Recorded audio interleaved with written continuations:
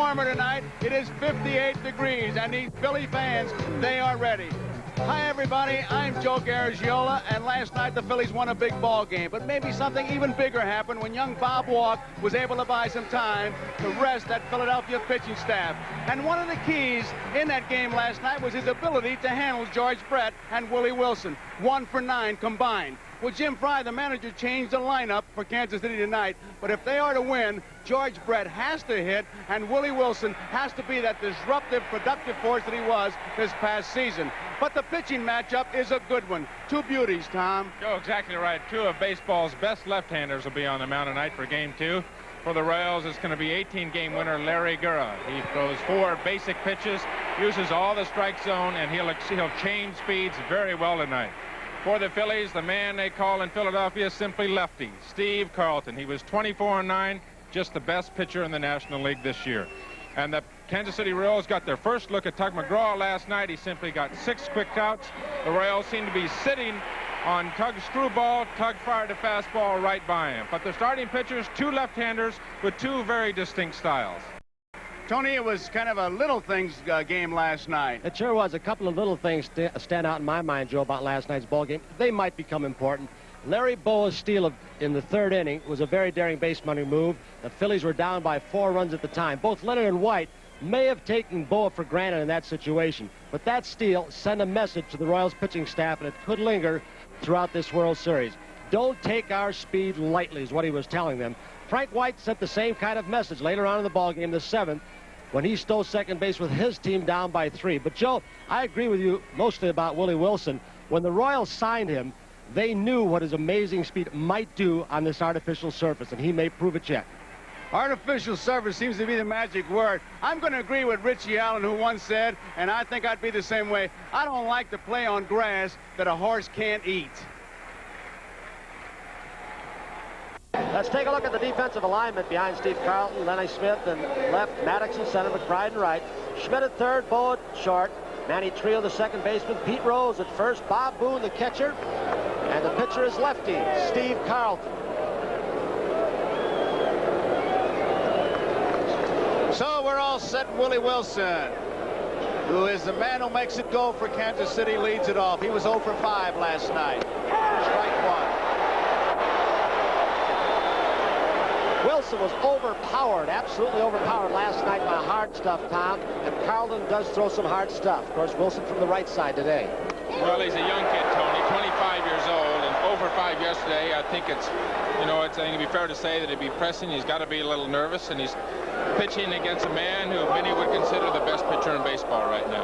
1 ball and 2 strikes to count on Willie Wilson. Steve Carlton likes to work in a hurry. A strike missed by the catcher Boone. He'll throw the first and he gets him. 1 strikeout. Carlton registers 8.5 strikeouts per 9 innings. A breaking ball got him. We'll let you start with that pitch for your scouting report, Tom, on Steve Carlton. That was a hellacious curveball. Well, he has just absolutely an awesome breaking ball, Tony. I mean, the slider that he can throw to those right-hand hitters down and in, if he can establish that he can throw that slider where he wants to early in this game to these right-hand hitters, they'll commit to that pitch, and you'll see a lot of strikeouts. It'll look like it's going to be a strike, especially with 2 strikes. You have to protect the plate. You go out there and start to swing, and that ball breaks down and in right about your feet, and it's completely out of the strike zone. It's completely unhittable. Here's U.L. Washington, strike 1. Steve Carlton led the major leagues in innings pitched 304 and in strikeouts with 286. You might take note of the pace that Carlton sets. He likes to work in a hurry. And you might notice as just the second hitter, U.L. Washington stepped out and made Carlton wait just on that last pitch. Larry Bowa, big hop. 2 outs.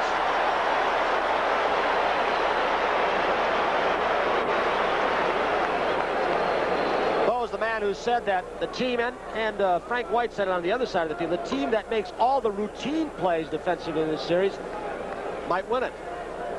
Here's the man of the hour as far as this ballpark is concerned, George Brett. It was doubtful. They made an announcement at 6 o'clock, and as you heard Brian Gumbel and Mickey Cobb, trainer, talking about George Brett, playing in considerable pain. There's no stranger to pain, this young man.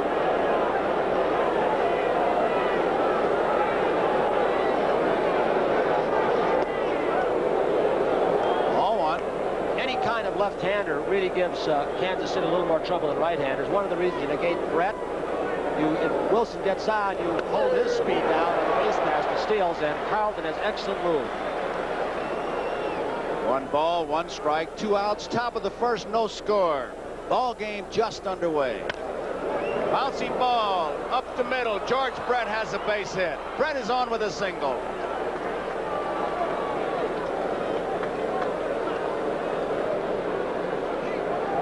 George Brett at first base. Well, we'll take a look. You heard Mickey Cobb, the trainer, in Brian Gumbel's show as he chops a breaking pitch, a curveball down on the artificial surface. That's a turf hit. Said he'd have trouble running. George did not sprint down to first base as he ordinarily does. He usually makes a long, wide turn. If you bobble the ball, he keeps on going. He trotted down. Here's McRae. Pops up the first pitch. Right field side. Everybody giving it a chase, and no one can get it. Strike 1. Pete Rose, Manny Trio. It's actually a little bit easier play for the second baseman on this. Pete Rose had a shorter way to go, but he's trying to catch it like a football pass over the shoulder. But with Trio playing McRae up the middle a little bit and protecting for a steal from Brett, that possibility, he couldn't get there. Paul Pryor, the man at first base tonight, the National League umpire. Look how far off the plate McRae stands. They got him. It was close. He was leaning and he just got back. I thought they had him. He had me picked off. Martinez is arguing for a ball call. Here it is again. He had Brett lead the other way. I do not believe he was even going at that point. He hadn't set. Fastball misses. Here it is again. Watch Carlton's head motion. When he's looking at you as he makes his step, if you look at his foot, you got a problem. But if you look at his head, you got a chance to solve him. When he's looking at you, sometimes, in fact, most times, he's going home. When he is looking home, he goes to first. It's the old Maury Wills theory. 1 ball, 2 strikes, 2 outs. Does he change speed on his curveball much? It looked like he pulled the string on a breaking ball that time, Tom. He'll take something off the breaking ball at times, Tony, yes. But the big out pitch for him, especially in a 2-strike situation like this, is that slider that's going to come down and in at the hitter's feet. Right field, base hit. George Brett rounding second. He's going to hold on. He stops at second. And Kansas City base runners at first and second in the battery of Minnesota's. Brett may have stopped for 2 reasons. 1, with 2 outs, he doesn't want to get thrown out at third. That would violate a cardinal rule of baseball. And aside from that, he did not run to second base well again. He is hurting. Well, Tony, he didn't run hard, it's true, but I just wonder, the situation really doesn't dictate that he goes all out. We know he's an all-out kind of ball player, but a needless slide tonight with the problems he has. And, well, I tell you, it's not funny, as Brian said, if you have that problem. And trying to play in a World Series, well, 2 outs. Bouncing ball, Mike Schmidt at third has it. The trio forces on. McRae's out, coming down from second. That ends the top half of the first inning. So we go into the bottom. Batting second, Pete Rose. He'll be at first base. Jake McBride in right field. Mike Schmidt, the cleanup hitter, at third base. A late start for Keith Moreland. Luzinski was scheduled, but Keith Moreland will be the DH tonight. Gary Maddox is in center field. Manny Trio is at second base. Larry Boa, the shortstop, and Bob Boone will be the catcher. The Royals defensively behind Larry Gura in left field. It'll be Willie Wilson, Amos Otis in center. Jose Cardinal has gone out to right field for today's ball game against the left-handed pitcher. George Brett at third. UL Washington at short. Frank White, the second baseman. Willie Mays Aiken at first. John Wathen becomes the catcher. Porter is not playing, or at least starting today, and Larry Gura, the pitcher.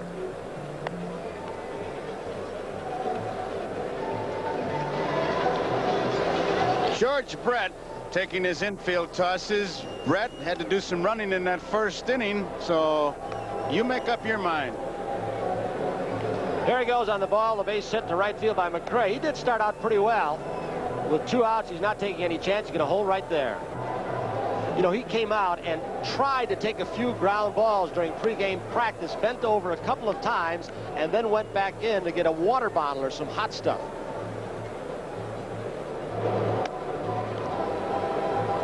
Larry Gurra for the Kansas City Royals, left-hander, of course, 11, 18 and 10 this year with a 2.95 ERA. Pitched more innings than he's ever pitched in his major league career. 283 innings pitched, the most he's ever pitched in the big leagues. A pretty good innings pitched and hit ratio, that 283 to 272 there. Pretty basic pitcher, fastball, slider, curveball, and a changeup.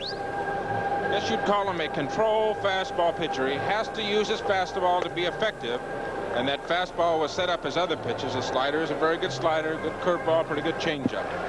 Tom, he has not had the number of good years or great years as Catfish Hunter did, but Gurra will at times remind you of Catfish Hunter, the way he changes speed on his fastball. He is not just a fastball changeup pitcher. He will have varying degrees of his fastball. And if you get him early, as the Yankees almost did in the championship series, you can give him a problem. Once he gets in his groove, gets the rhythm, he can be tough hitting the corners, moving the ball around. Leading off, Lonnie Smith. Outside, ball one. That's another place where you've got to wonder with the team speed of the Phillies whether they're going to test George Brett at third base. They made a move on that one with a fake bunt attempt. Foul ball, out of play. 1 ball, 1 strike. No score, bottom of the first. Kansas City threatened. There is Larry Gurra. Larry, one of those athletes that stays in shape all year round. High fly ball, center field. Amos Otis says, I'll take it. 1 out.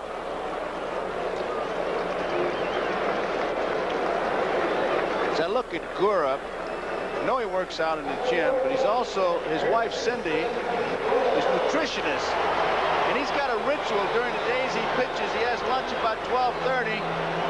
At about 3:30, he has to have some pasta for carbohydrates.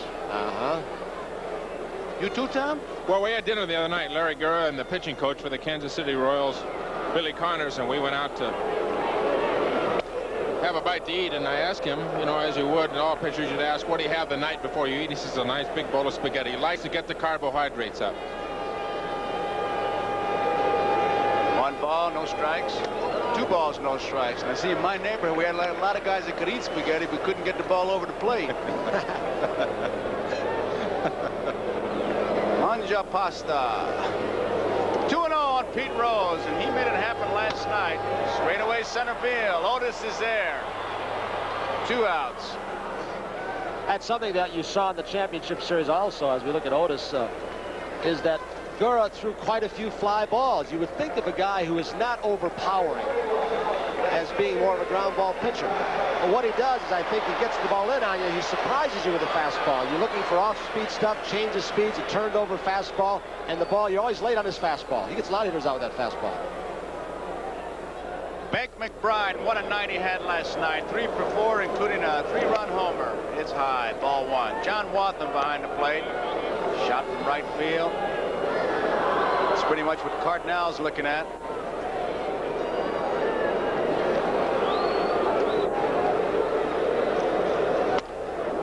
Good breaking pitch. 1 ball and 1 strike. 2 outs, nobody on. Bottom of the first, no score. Vic is another one of those left-handed hitters, and he's got a lot of experience, but you should still do it. Once you hit a home run, you get a left-handed pitcher, you continue to try and pull the ball, they give you trouble. 2 balls and a strike. I tell you, we've got a microphone down there. It's just great, because baseball is not only a sight game, it's really a sound game. Ball off the bat, obvious. Off the shin guards, into the glove. Even picked up a handshake last night, a high five. 2 balls, 2 strikes. Tell you what, we'll just let you hear this sound on this next pitch, whatever it is.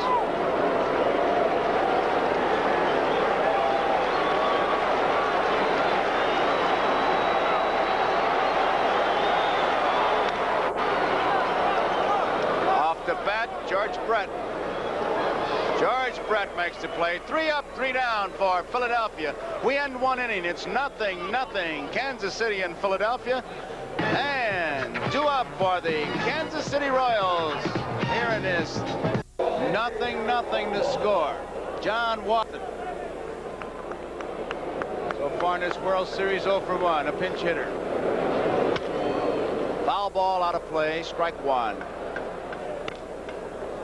He's been kind of a jack of all trades this year for the Royals. Played the outfield, some first base. He's caught. In fact, when Porter missed about the first 30 ball games or more, he caught a lot of these pitchers, got him in the groove. Inside, 1-1. You know, Tony, the way he stands at the plate reminds me a little bit of the way Steve Garvey approaches. Looks physically at the plate, looks a little bit the way Steve Garvey does. Off the handle, popped up. Pete Rose says, I'll take it. He does. One out.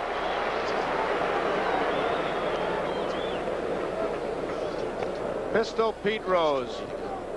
One away, and it brings up Willie Mays Aikens. You were with us last night. He had a little bit of a problem getting into the batter's box because the back line, he was sneaking out, and Harry Wendelstedt kept getting him back in. But with that bat, he had no problem. Two tremendous home runs. And on his second one, he really touched it off. I think, Joe, what you're seeing, too, a little bit here, exactly the points that you made in the first inning. Carlton likes to get the ball and pitch.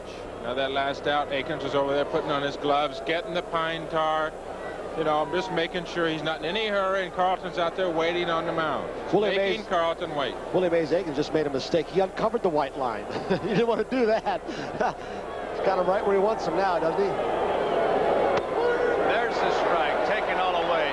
You might take a look at his front foot. He sets, but he kind of gets on his toe, much like a ballet dancer. There it is. Takes it outside. 1 ball, 1 strike. They use expressions in baseball like a mistake hitter, and Willie is one of them. He can hit your mistake a mile. He spent his entire batting practice today hitting the ball the opposite way to left field in anticipation of the breaking stuff off Carlton. 3 balls and 1 strike now. Willie Mays Aikens.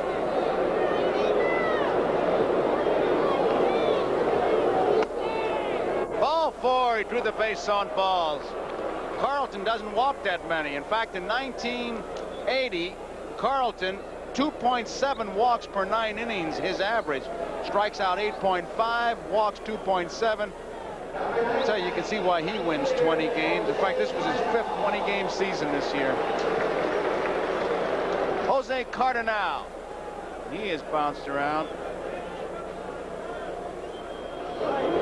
Line drive foul, strike 1. You think that isn't a thrill for this little guy who's played so many baseball games through the winter leagues down there and so many seasons in baseball with all the clubs you talked about to be in the World Series and to play in one for the first time today?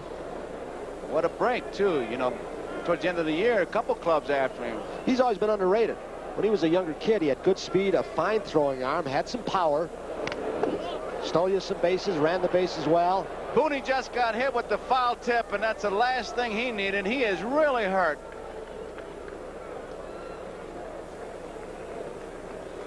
Cut fastball slider. Oh, got underneath the mask. Oh, I want to. Is he wearing one of those protective devices that Bill Bueller and Steve Yeager devised? He's just got the mask low. Oh man. Now, why wouldn't a guy with that shingle hanging down or whatever you call it wear it all the time, just for reasons like this? Look at that. That is mean. Cardinal takes it alone inside. 1 ball, 2 strikes. He threw that ball away. He's still in pain. Oh, you bet. Booney is hurting. I tell you, there are 2 places you get hit, in the groin and in the Adam's apple. Forget about it. You wish you'd gone to air conditioning school. That ball that came off that bat, Joe, hit him in the finger first and then went under the chin. You can see him. He made a fist after that ball went in there, that foul tip. And I think he did get hit in the finger. He's still flexing his fingers as he's walking back to home plate. You lose the feeling sometimes, and he's just trying to get it back. He didn't tear anything. When you get hit like that, you're afraid to look down because you feel like a loser. With 1 out and Willie Mays Aikens at first base, Rose is not holding him on. He has no stolen base threat. So Pete's going back. Pick off. Look out. Sneaked in behind him. They had the count play on.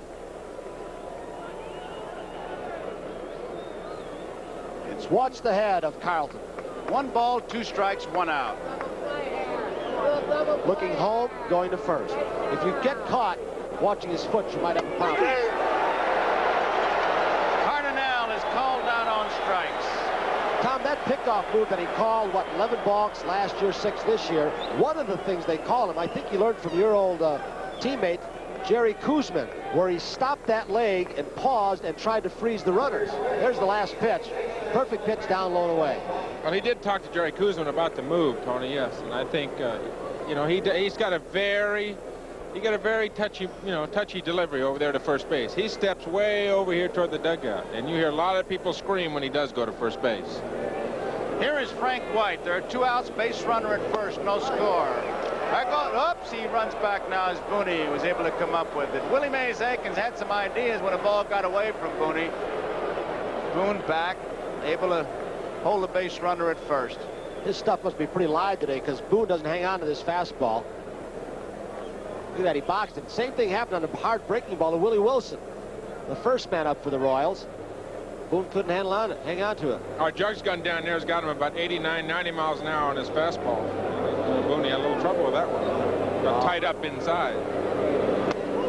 I got to question the accuracy of the Jug's gun if it got him only 89 miles an hour. I was going to say the same thing. They say that the last 2 years he's thrown the hardest he's thrown in the past 5 or 6. 1 ball, 1 strike. 2 balls and a strike. There are 2 different guns. I've forgotten the brand names of them, but one registers about 5 miles per hour consistently faster than the other.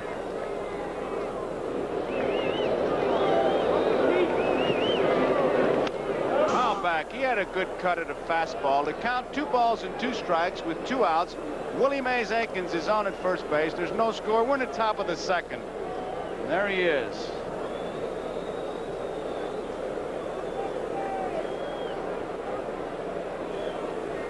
These Royals, they swing the bat, led the American League in hitting with a 286 batting average. He missed the 3rd strike, so did Boone, and now Aikens moves to second. White is on at first, and Boone is catching Carlton like he's being crossed up a lot. Well, I'll tell you, I just looked over while that was going on to Seaver, and this ball goes down. I don't think it's a slider. That baby's got something on it. What are you saying? Are you saying that there's foreign substance on the ball? Would you say that here to me or what? I would say I think he's got a nasty slider and he gets his hand on top of the ball and drives it right down into the ground. You never did trust us pitchers, did you, Tony? I trust you less now if you said that. They call it a strikeout, obviously, but a wild pitch. And Frank White is on at first. Aikens is on at second. That's fouled off by Willie Wilson. So once again, Kansas City threatens. See, Joe's an expert on that, too. He was a catcher, Tom, as everyone well knows. There are the base runners, Aikens at second and White at first. And you guys never told on pitchers either. We told our own guys. High chopper foul. Joe caught back when that pitch was legal, too, didn't he? I tell you, I think that's the most overrated thing in the world. What is? The spitball and all, if they legalize it, and that honeycut for putting a thumbtack in there and cutting an umpire, that's got to be a... Man behind home plate tonight, Bill Kunkel, caught honeycut. Fastball misses, and it's 1 ball, 2 strikes. Carlton thought he had it. So we've had a base on balls and a strikeout that wasn't a strikeout when the wild pitch on the 3rd strike by Carlton. Inside, misses, and it's 2 balls and 2 strikes.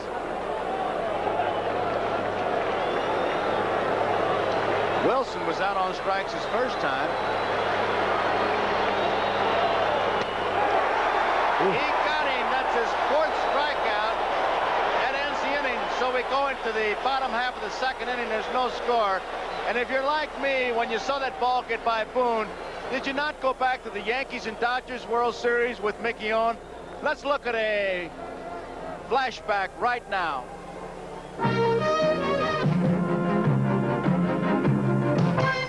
With 2 out, the Dodgers lead 4-3. Hugh Casey needs just 1 more strike to even the series at 2 games apiece. Henrik swings and misses. So does Brooklyn catcher Mickey Owen. Henrik reaches first safely, starting a chain reaction that leads to a Yankee victory 7-0. Those fall classic flashbacks, I tell you, when the ball got by Booney, I thought about old Mickey, who's now a sheriff in Boone County in Springfield, Missouri, in that area.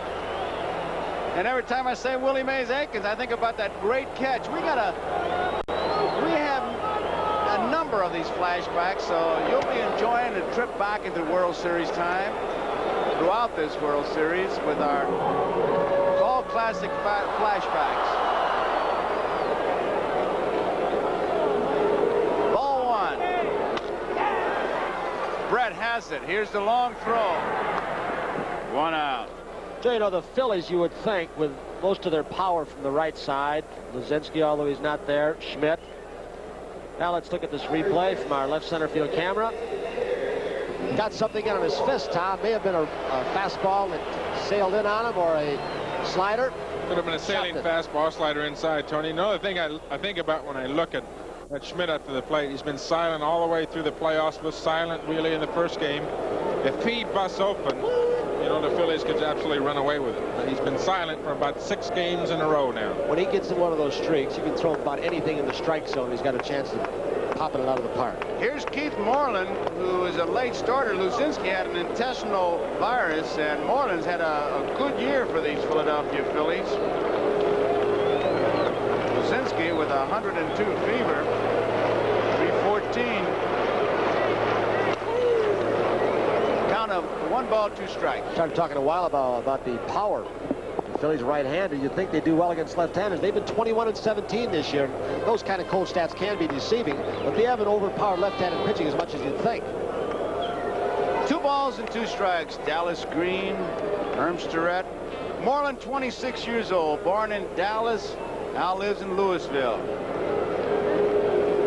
Signed by Doug Gassaway, number 7 selection, the 75 draft. Well hit. Wilson's back. He makes the grab, and once again that great speed. Speed will just erase a lot of mistakes. He can just simply outrun that ball. Moreland hit the ball very well, Joe. Hit it right on the nose, turned on it, line drive right over Wilson's head, and Wilson has outstanding speed. He's a young guy from Summit, New Jersey, and I recruited him, Willie Wilson, for USC football, believe it or not, about 5 or 6 years ago. Ended up signing with the Royals. Here is Gary Maddox. First ball, fastball hitter. He takes it outside, ball 1. What impresses me about Wilson or his neighborhood, he was the 4th fastest guy in his neighborhood, he tells me. Couldn't make the track relay team. 1 ball, 1 strike. Can you imagine running that fast, being 4th? Those guys must have afterburners and radial feet. He takes advantage of that speed, not only on the base pass, but defensively, because he's playing a very shallow left field in this ballpark, and the ball carries very well. 1-1 on Maddox, 2 outs. Off the handle and off the foot, he is down. That is painful. Breaking ball down. Here comes a Philadelphia trainer, Lee Elia, coming in. Maddox is up. Look at that. That's the one that'll get you. The slider down and in. I'll tell you what, Tony, I'm not a hitter, and I'm not a very good hitter. Those things don't happen to me, and you see that happen to hitters quite often, and it is extremely painful, and it affects them for an entire day. That ball comes right down off the bat, and that really hurts. That's an ouch. It's made quite a few hitters wear shin guards. Bucky Dent did for a while. Ted Williams, of course. Vic Wertz.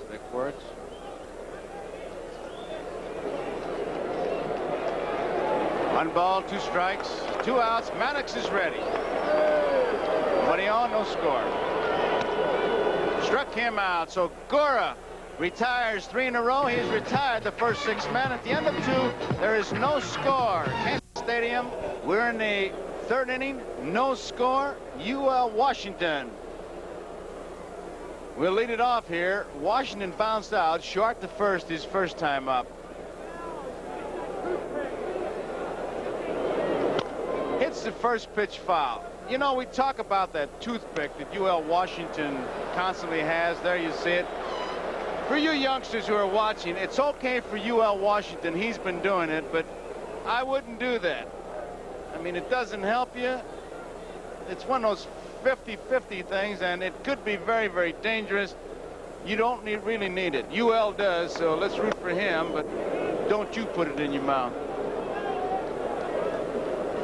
1 ball, 1 strike. The Royals had to have lefty on the ropes in the first 2 innings. They've left Foreman on, 2 in each of the first and second inning. base hit may have swung, if there is such a thing as momentum in baseball, back into their favor after yesterday. 2 balls and 1 strike to count here. You know, a baseball game has a flow to it, be it the pitcher, the hitting, and the crowd is a factor. I don't know if it's affecting you as a viewer. Let me try to express it. 2 and 1 to count. There's the strike. First of all, Carlton likes to pitch in a hurry. The batters are slowing him down. When the Phillies bat, this crowd really gets itself up. But now, with the Kansas City Royals batting, it's choir practice time. Doesn't matter to Carlton. He's got cotton in his ears somewhere anyway, doesn't he? To block out the crowd. He does that to maintain his concentration. You hear a little buzz with the crowd. Listen.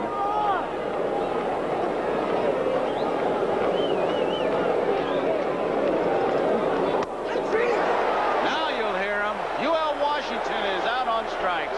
And that is the 5th strikeout for Steve Carlton. Carlton, and obviously an awesome pitcher, awesome slider, and this a fastball on the outside part of the plate. I think that the Royals got a pretty good scouting report on Carlton in the sense they want to make him wait. But sometimes it doesn't affect him. It doesn't seem to bother him. He just stands there and waits till the hitter gets in, until the hitter is ready, and then he goes right after him. Here is George Brett. He's single. Strike.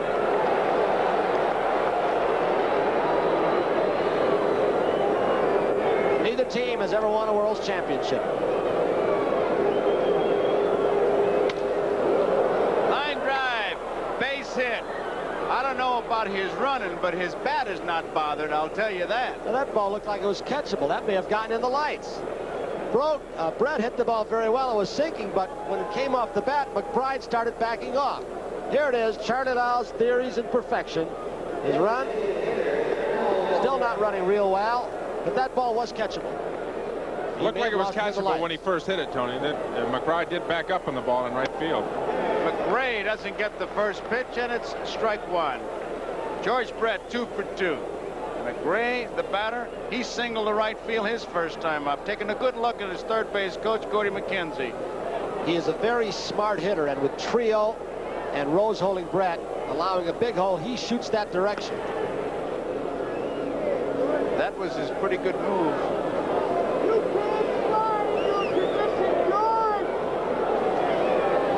Fastball misses. Tom, the ball, as we see Gordy McKenzie, the third base coach for the Royals, giving a series of signs to McRae, who's out of the box, and Brett. The fastball that Carlton struck out UL Washington with down and away, it looked like he turned it over. It was still very hard, but he throws 2 kinds of fastball, looks like. Base hit left field. George Brett will stop at second base. So McRae is 2 for 2. Brett and McRae, they've been able to solve Carlton, but the rest of the lineup, forget about it. He has just stuck termites in the bats. Otis is the batter. He didn't do a force play to end that first inning. 1 man out. Otis last night 3 for 4 with a home run. No score. We're in the 3rd inning. Last night the Phillies won it 7-6.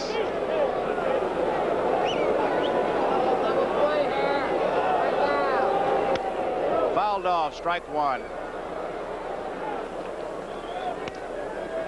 It's been a crazy 2 1/3 innings for Carlton. He has struck out 5, and yet he's had 6 base runners. So you don't know if he's really overpowering or he's making that one bad pitch, or they're just hitting good pitches on him. We've got that jugs gun on him. It says 88, 89 miles an hour, but you can't throw fastballs by people the way he has, throwing 88 or 89 miles an hour. He's got to be throwing better than that, Tony. Granted, he's got a great curveball and the outstanding slider, but his fastball, at least from up here, looks a lot faster than what the gun has it. There's a double play ball to ball 1. Double play. Innings over.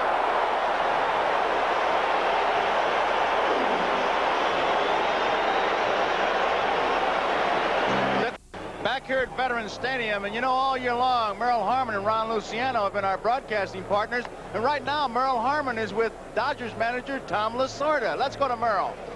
All right, Joe and Tommy, as a rookie manager, you won a pennant with the Dodgers and came back and won the next year. You got 2 rookie managers in the World Series this year. What's it like? I'll tell you, that has to be the greatest thing that ever happened to me was, you know, to be the manager of the Dodgers in 1977 and to manage them in the World Series. And, of course, we came back in 78, and both of them happened to be against the New York Yankees. But what a thrill, and I can certainly know how Dallas Green and Jim Fry feel right at this moment. Okay, Tommy, thank you very much. Now back to the booth. Okay, here's Manny Trio. There's the strike. Might add, if you're like me and you look at a picture and you see the people behind him, Donald Davidson and Tony Siegel of the Houston Astros seated right behind him. And again, our congratulations to the Astros and Yankees for the battle they had. Sitting here wishing, knowing that maybe for a break or two they would have been here. Oh, just a mess of baseball people here, Tony. A lot of managers. John McNamara, we saw him. But right now it's Larry Gura, who's retired 6 in a row. Misses with a fastball. 1 ball, 2 strikes. One of the reasons, Joe, as John McNamara told us before the ball game, is a lot of trade talk goes on at World Series time. Well, hospitality suites, and they start throwing players around. That's what the time's all about. Whitey Herzog is here, and he says he's going to name a Cardinal manager as soon as the World Series is over. See Bob Sheffing, Joe McDonald in the Mets. Joe Torre is here in the Mets. 1-2 pitch, straight away center field. Amos Soto's been busy. This will be his 3rd putout, and there it is. 5 of the 7 outs have been balls hit in the air. 1 ground ball, 1 strikeout. You can just see, Tom, how off ball the hitters think they are on the ball, and it sneaks in on them a little bit, or they're a little bit out in front, as Trio just was. Just off balance, that change of speeds. We use that jug gun a lot. You look at earned run average leaders. We think of sheer speed as doing it, but it's that change of speeds along with other things. Larry Boa pops it up. Foul territory. George Brett should make the play. He does. There are 2 outs. George Brett was a doubtful starter. You've been with us in the pregame show. The trainer explained his problem. He had a severe attack of hemorrhoids, and he's playing in tremendous pain. It has not bothered his swing at all. He's 2 for 2, but it does bother him running. Here's Bob Boone. Big night last night. 3 for 4, 2 doubles. Curveball is a strike. As this game goes along, if George Brett does have to slide, it might not bother him so much after all, because he does a lot of head-first sliding anyway, like Pete Rose. Fastball misses. 1 ball and 1 strike with 2 outs. Gura in and out, up and down, puts a little on, takes a little off, never gives you the same pitch twice. His first appearance in a World Series. Low, 2 balls and 1 strike. Larry won 18 and 10, a 2.95 earned run average.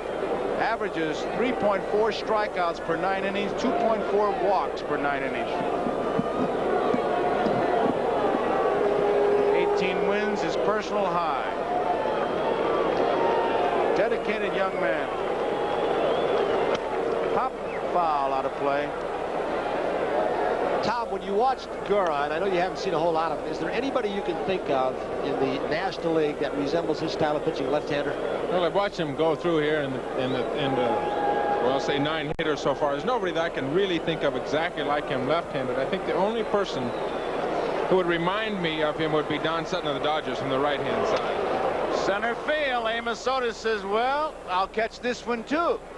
He does. It's 3 up and 3 down. He is retired. John Wathan will lead it off for Kansas City. He popped to the first baseman his first time up. It's a strike. You're right. Just looking at that close-up that Harry Carl got for us, he does, the way he holds his bat. Looked like Steve Garvey. The way he starts, Tony, reminds me of Steve Garvey anyway. Strike 2. Keep in mind this thing we call pacing, because Carlton, I think, there's a baseball saying, be in a hurry to win, don't be in a hurry to lose. Bertie Tebbett said that the late and great Joe McCarthy used that a lot as we look at George Brett. And that's what Carlton does, sets his own pace outside. 1 ball, 2 strikes. And the This crowd, listen to the buzz. Fly ball, right field. Big McBride. Now that's about as polite an out reception as you'd want. The crowd is similar today as it was last night in the ball game when the Phillies got down by 4. But after Boa steal and a base hit and Rose getting hit, I'll tell you, they almost blew us right out of here. Here is Willie Mays Aikens. He goes through a little ritual with that back line. Gets that toe up there, turns his back, and kind of peeks over his shoulder. There's a strike. He walked his last time up. He's moved up a little bit closer on the plate from last night, possibly to protect against that slider and curveball from Carlton. 1 ball, 1 strike. There it is. He's out of the box again, isn't he? No.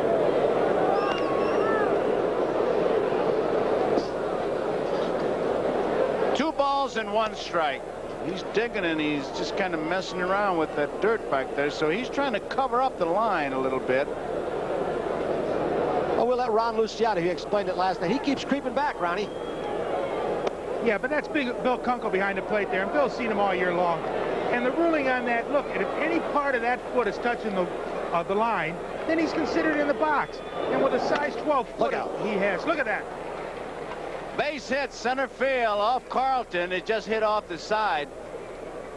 But I got to ask you something, Ron.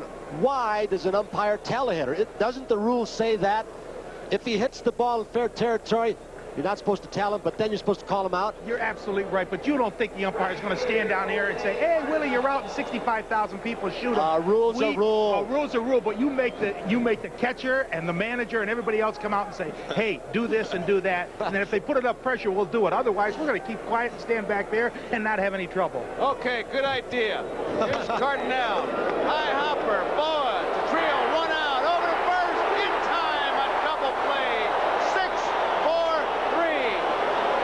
And that ends the Veterans Stadium in Philadelphia. Enjoying a battle of left-hand. On a comfortably cool evening here at Veterans Stadium in Philadelphia, a packed house here at Veterans Stadium enjoying a battle of left-handers in Game 2. We've played 3.5 scoreless innings. Steve Carlton overpowering at times with 5 strikeouts, but he's allowed 5 hits. Counter to that, the Royals have been wasteful, hitting into 2 double plays, stranding 5 runners. Defensively, Larry Gurr has mowed them down. He's retired 9 straight. We're still playing a waiting game as we go to the bottom of the 4th. Joe? Okay, Brian, here's Gurr against Lonnie Smith. And listen to the difference in the crowd now. Trying to get him charged up. Brett in tight at third base with the speed of Lonnie Smith.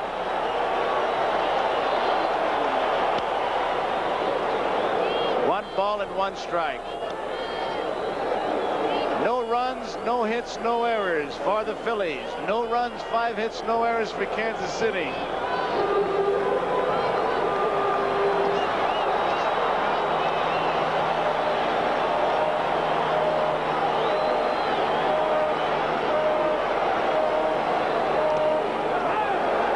Inside, 2-1. You know, you can hear the fans, Joe, coming alive. They want a little something to yell about. Larry Gurr has very quietly gone out to the mound, retired 9 men in a row. Ball has, you know, there's been 1 ball that's really been hit very hard by the Philadelphia hitters. They'd like to see a little action here. No hits by the Philly hitters yet. It's out of play. 7 of 9 have been balls hit in the air, the outs, 1 strikeout, 1 ground ball. And Tom, we make too big of a deal sometimes of the jugs gun, I think, as far as speed. There are other things involved getting hitters out. Well, there's 3 things when you talk about a fastball: where it goes, the movement it has, and how fast it goes. And Larry Gurr is a master at changing speeds on his fastball, different speeds of fastballs. There's a strikeout, his 2nd strikeout. Took something off the curveball. So there's 1 away, and it brings up Pete Rose. And there is Maury Wills, who was one of our broadcasting partners and now a manager for the Seattle Mariners. Watching the ball game, rookie manager, waited a long time for his chance, and he looks happy. There are many, many baseball people here, as we mentioned, as we look around the crowd. Here's Pete Rose.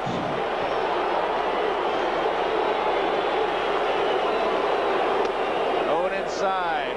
Ball 1. Maybe he wants to get hit again. You know, that shot he took in the knee last night, that's going to be one of those famous World Series pictures, I think, as he scowled at the pitcher, Leonard, and then went out to the mound and detoured to first base. 10 years from now, that'll be a Fall Classic flashback. 2 balls and no strikes. But I tell you, it does trigger a lot of thoughts. Listen to the crowd. 2 balls and a strike.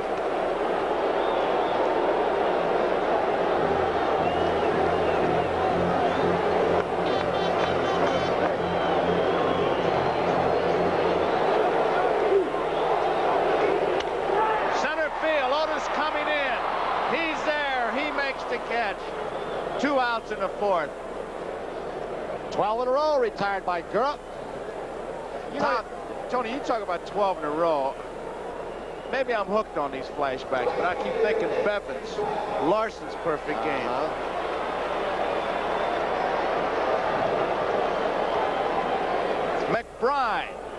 McBride popped to the 3rd baseman.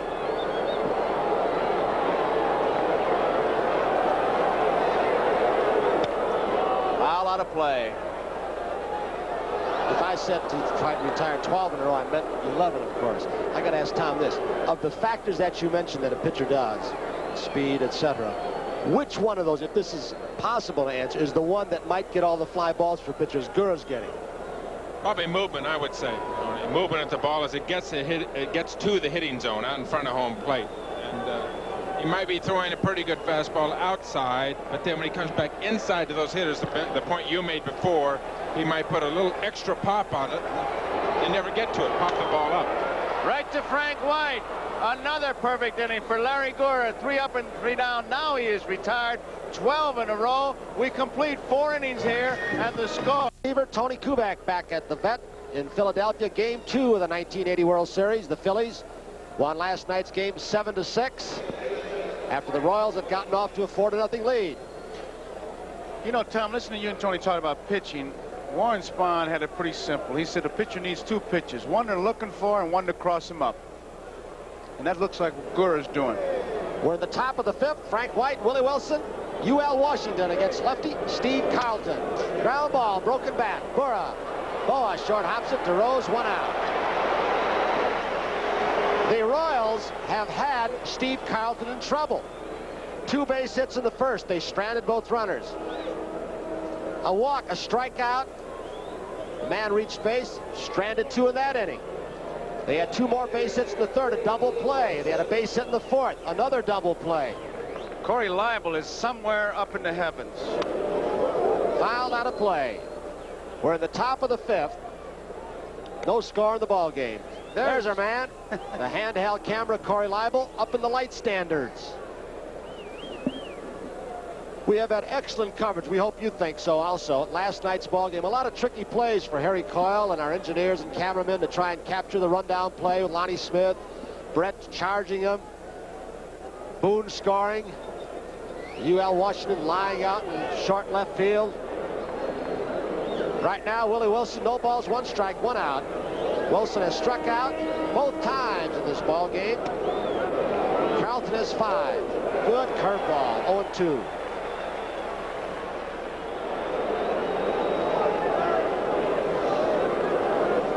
Wilson, a natural right-handed hitter.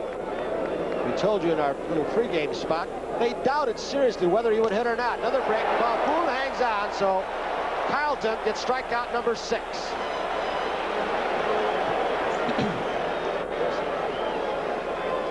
You know, Tony, we're sitting there watching 2 very fine pitchers throw here tonight. Carlton using a lot of breaking balls.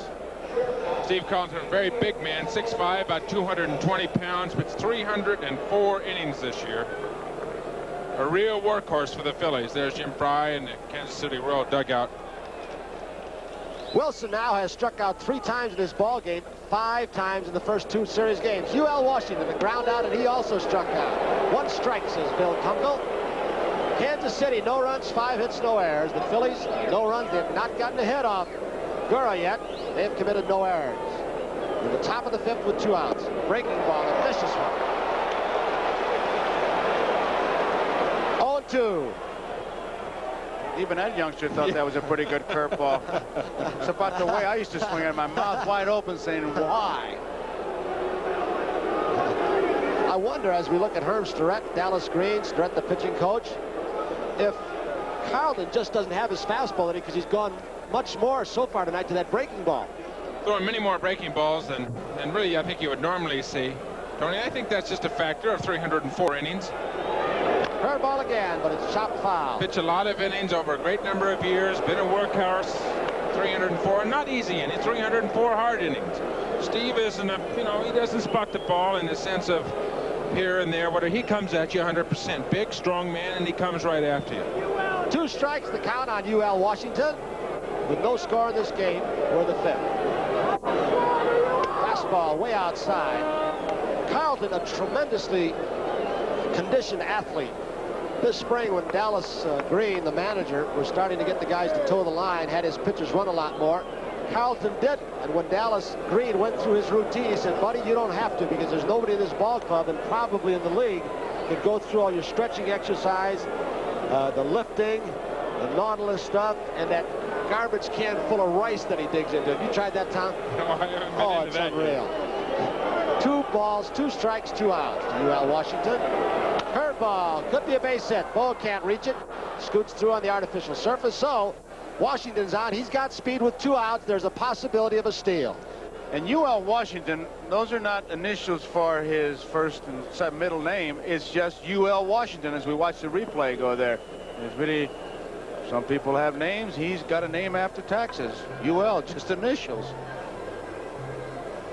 Carlton waits now as George Brett with a 2-for-2 day steps in. George is single to center.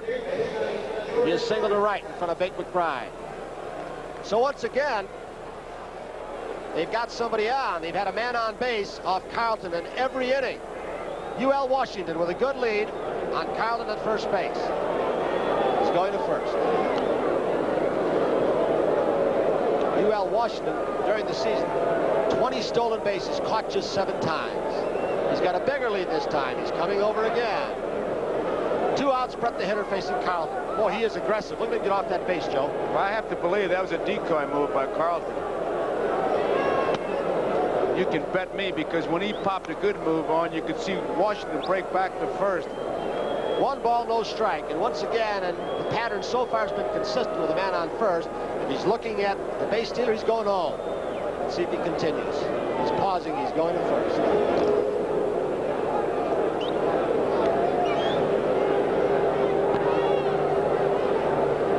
No score in the game. Brett McRae with 4 base hits, the number 3 and 4 hitters for the Royals. Curveball outside.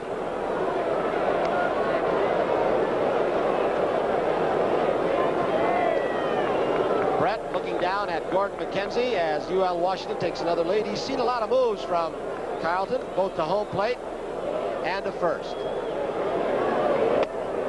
Curveball inside, 3-0. And now with UL Washington, a steal threat, even a veteran, as we look at McKenzie again, the third base coach, Carlton has lost his control. I would believe even a veteran can get his attention divided in a steal situation. Outside, Brett's on. So, once again, the Royals have 2 men on base, first and second, and McRae on. McRae coming to bat with 2 outs. McRae single to right, single to left.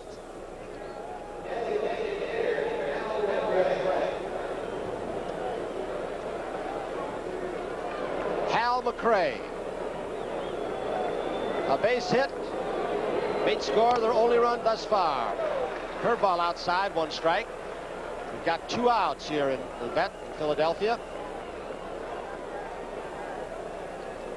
Maddox in center field. There is Brett, the runner, at first. UL Washington at second. Maddox a little bit toward right center field on McRae. Good fastball, good movement. I got to wonder, Tom, also if Carlton has not tried to establish that curveball a little bit, maybe it will begin to make his fastball look that much better. Or maybe thinking that his fastball wouldn't develop until later in the game. Definitely throwing a lot of curveballs early. Hopefully maybe his fastball will come around.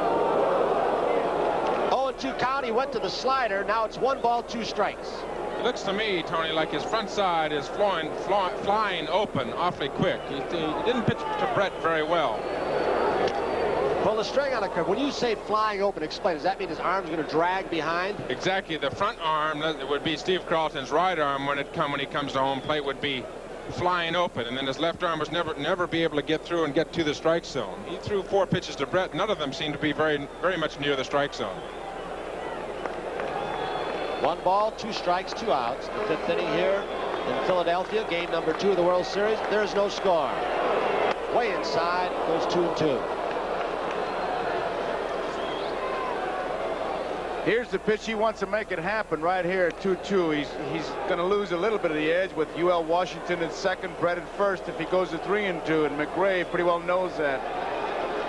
Carlton has thrown a lot of pitches, and he is not yet through 5 innings.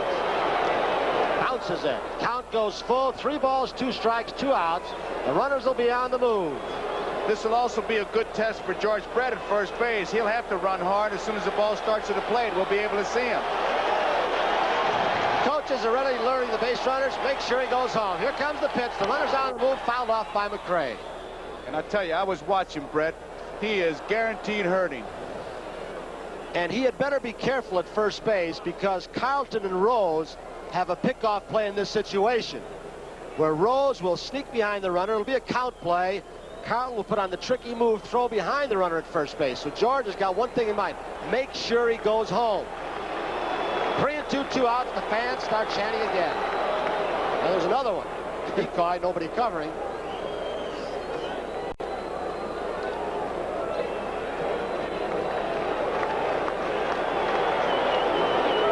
Fouled off by McRae.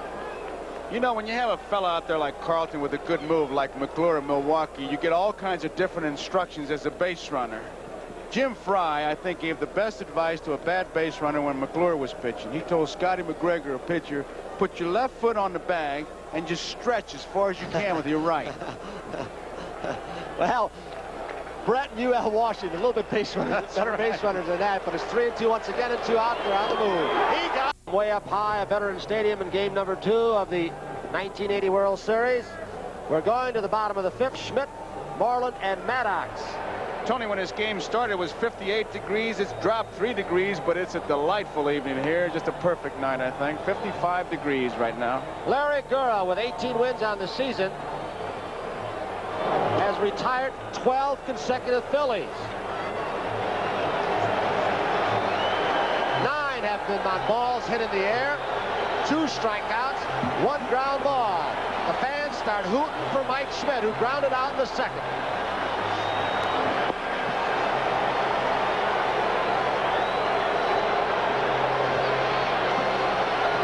With outstanding off-speed stuff. He's really changed speed on his fastball, mixed in a slider.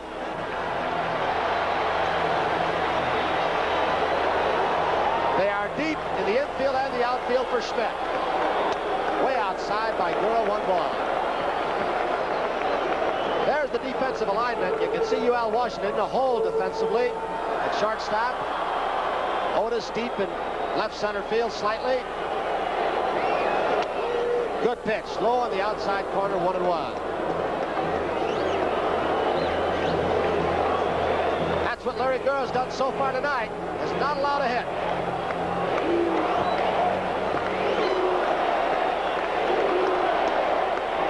Two balls and 1 strike, so Gura drops behind. And you can hear the fans, if you can't make out what they're saying, it is, we want a hit.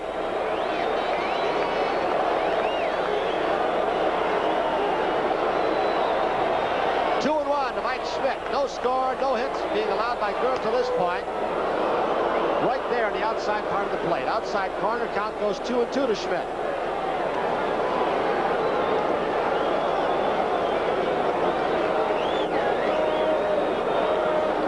Gura pitched a 1-hitter against Toronto earlier this year. Damaso Garcia led that game off with a single, then he retired everybody else. Goes full, 3 balls, 2 strikes. Schmidt wants to look at the ball.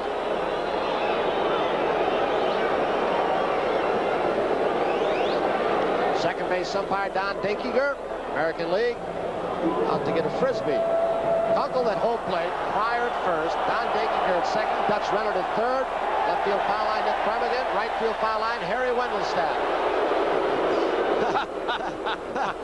The umpire got booed for missing the frisbee. That's Dutch Renard. He's the guy who knew that last night the imposter was up at home plate with the other umpires. He said he thought it was cute, had a few laughs. Some didn't at World Series time, however. So it's a 3-2 count with no score in this ball game. We're at the bottom of the fifth. Gura facing Mike Schmidt. Fouled off. Got Kunkel in the mask.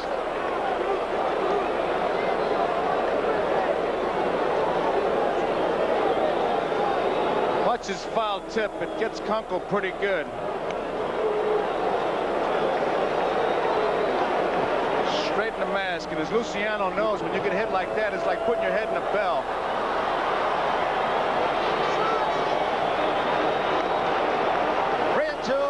Mike Schmidt facing Gura. Curveball hit deep to left field. If it is fair, it is way out of here, but foul. He threw him a breaking ball down and in, which is a power spot for Mike Schmidt. Looked like a breaking ball inside. Watch Schmidt watch this ball now. He knows it's going foul. He gives a little bit of body angle. Stay in there. Get in there. Get in there. Carlton Fisk in 75 it worked, but it didn't work this time. When a guy hits the ball as hard as Schmidt just does, it usually hooks by a lot. 3-2 again. Chopper. Brett to his left. To Aikens, they retire Schmidt. 13 in a row retired by Larry Gura. He's got the no-hitter going. It's still early. Just the fifth inning. Right now, we're going to remind you this telecast is presented by authority of Major League Baseball and is intended solely for the private, non-commercial use of our audience. Any publication, reproduction, retransmission, or other use of the pictures, descriptions, accounts of this game without the express written consent of Major League Baseball is prohibited. I did it fast because I don't want to miss anything. Keith Moreland, he lined to left field in the second. One strike. You know, Tony, watching Gura work here, he's been behind twice is all during the entire game. Both times to Pete Rose. He was 2 balls and no strikes to Pete Rose. Got him to out both times. Tough play, tough play. UL Washington is not going to get it. Tough play. Brett, with that problem, may not have been able to move fast enough to his left where he could have gotten that ball on the artificial surface, but Moreland breaks the streak, the first base hit off Larry Gura.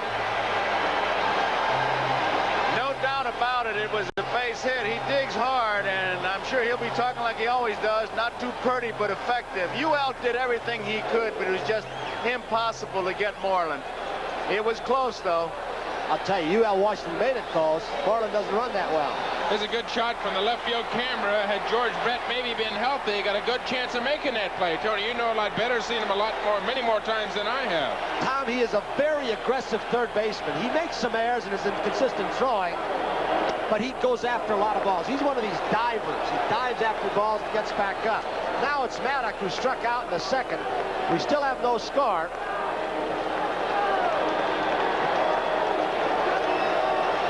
One base hit. That was it by Moreland. He beat out a ground ball, a deep short. Deep to left, but it's going to be foul. Tom, what does that do to a pitcher when he's pitching good?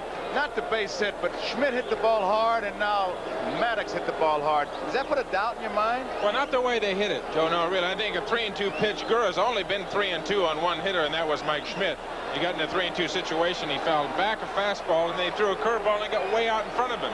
So Schmidt really did what Larry Gura wanted him to do. He got him way out in front. Of course, the fastball, he grounded out.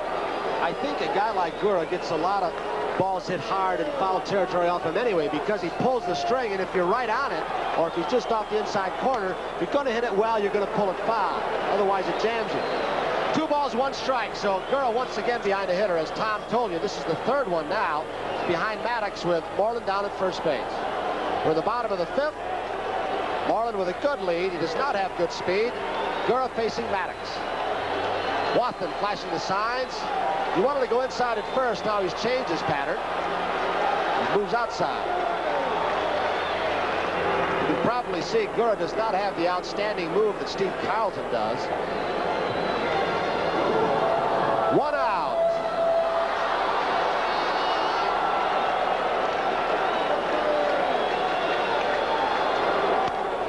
Way out in front. He fooled him again, fouls it off, count goes 2-2. Every once in a while, Tom, Gura, when he pulls the string, it's a sinker ball. That ball almost reacted like a screwball. Ball to run away from the right-handed hitters. Maddox, a good contact hitter with 2 strikes. Gura very good at changing speeds. Looks like they're going back outside again.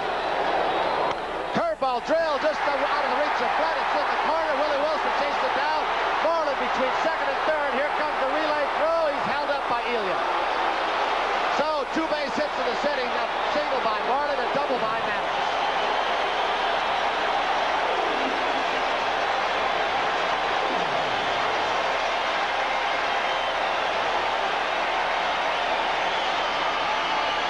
Was inside, and Maddox hit it right on that fat part. Willie Wilson got over there in good shape. Now in the championship series, they made the play at the plate. Wilson overthrew UL Washington and went to Pratt, but this time he hit the cutoff man. They got away with it. They call it their trailer play in the championship series, but what they did was miss the cutoff man. It's like going out to shoot an eagle. You kill a crow and they give you a medal. It was a bad play that paid off. With 1 out, Lee Elia, the third base coach, decided to hold up Moreland. Had there been 2, he might have taken a chance. Now it's Manny Trio. Brett comes in tight at third, Aikens at first. UL Washington was about halfway with White. Now they're moving back. Gura will pitch from the stretch. Trio fly to center field to third. There's no score. 1 ball to Trio.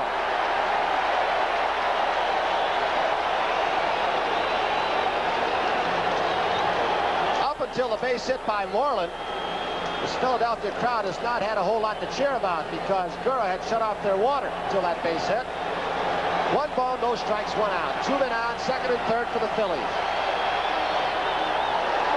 2-0. There's the base runner, Moreland at third. Now Maddox at second. And you got to wonder with Trio, who bats in the number 5 spot for the Phillies at time, that Gura might, with first base open, pitch around him. Make him hit a perfect pitch to pitch the ball. Boa, not the kind of guy you can double up too easily, but he doesn't hit the ball as hard to the outfield. 2-0. Fly ball, right center field. Jose Cardinal back to the warning track. Moreland will make it easily. The throw comes in as Moreland scores the first run of the ball game, and Maddox goes to third. Phillies lead 1-0.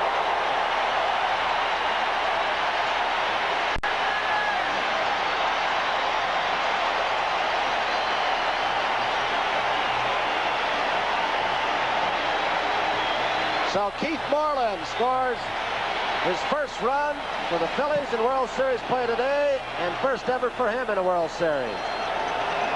So now Maddox is at third with 2 outs. Boa is the hitter, and you've got to be careful. Brett knows it, and so does Aikens, even with 2 out, in case Boa tries to beat out a bunt. So they are tight at the corners. Boa, the switch hitter, hitting from the right side. Line drive, base hit. Single scores Maddox. It's 2-0.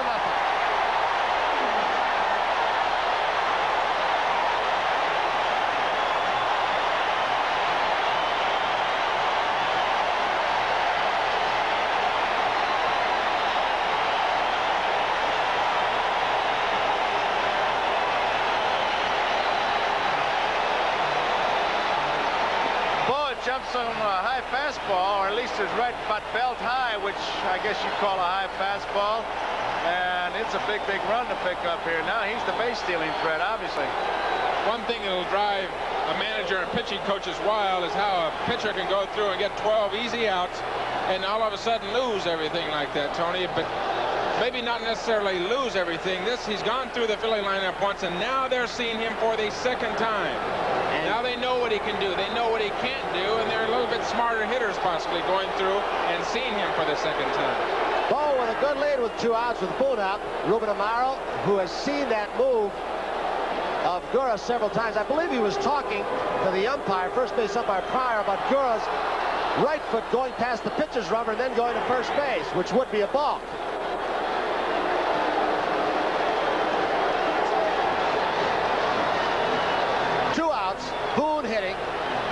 lead 2-0. We're in the bottom of the 5th. 1 strike.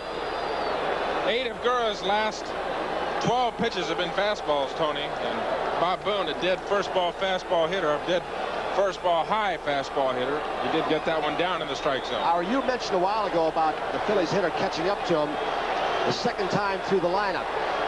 Are you saying he is not adjusting soon enough, or maybe incapable of adjusting and changing his pitching pattern because they've caught on to it? Maybe now, not realizing that he's got to start throwing more breaking balls. Maybe they have gotten on to his fastballs. Now it's time to start throwing some other pitches. Bo with an excellent lead. Way inside to Boone. 1 ball, 1 strike. 2 down. Phillies lead 2-0, bottom of the 5th. Tom, you got Paul Moscow charting for you. If you were pitching, would a guy charting the pitches tell you that? Or would a coach tell you? How would you know? A coach should come to the mound and tell you what the chart says. Or if you come in between innings sitting on the bench, you sit next to the guy that's keeping the chart, and he could tell you then. 1-1 pitch outside, 2-1. You know, earlier this season, Tom, we did a Saturday game that you pitched, and Joe posed the question in the booth and asked you later about going to your catcher and continuously calling him out. What would you talk about if you call a catcher out? I want to know where those hitters are making contact with that ball. Are they hitting it out in front of the strike zone, even with the strike zone behind? Are they behind the fastball? Because if they're getting out in front of the ball, then I have to make adjustments to my fastball. Way outside, it goes 3-1. What you're saying is that there are times, even on the rubber, when you release the ball, you can't tell yourself. I want to know. I want to know if the hitters are catching up with me, which is the way it seems they've done with Larry Gurra here, the last 3 or 4 hitters. Then you have to make adjustments in some of the speeds of the pitches that you're making. The count is run to 3-1 on Bob Boone with 2 outs and Bo at first. He's got a good lead on Gurra. He's not going. He walks it. So now runners are at first and second, and Lonnie Smith will step in. 9 fastballs in a row from Larry Gurra. He was a little upset about that last pitch. He thought that was a strike. And he's getting a visit from Billy Connors, the first visit out of the Royal dugout tonight. You know, a few years ago, when I saw Billy Connors as a minor league pitching coach for the Mets, I saw the kids play a ball game. He said he had seen you on television one day, and he said, I was to tell you when I saw you the next time about some mechanical flaw he'd picked up, and he said he called you. I get called from Billy very often during the year. There's Marty Patton, it looks like, in the Royal bullpen, the senior member of the Kansas City staff. Billy calls me about 3 or 4 times a year, lets me know what I'm doing right and what I'm doing wrong. All right. Called me quite a bit this year. Now you had a good finish. So, Billy Connors' trip to the mound is over. Bo is at second. Boone is at first. Lonnie Smith, the hitter. There are 2 outs. We're in the bottom of the 5th with the Phillies leading 2-0. Breaking ball for a strike. You don't think this game can change in a hurry as we look at Boa and Boone at the base runners second and first. Retired 13 men in a row. He gets a visit from the pitching coach. Larry's close to being taken out of this game. 1 strike to Smith. Another breaking ball. He's got it. He has gone to more breaking balls. Well, he called it right. Right after Billy had gone out to see him, he threw 8 fastballs in a row. Billy Connors goes out to see him and say, hey, you got more pitches than that fastball you're throwing. First 2 pitches to Smith, curveballs. Let's see if he shows him the fastball now and comes back with the breaking pitch. 0-2, 2 men on.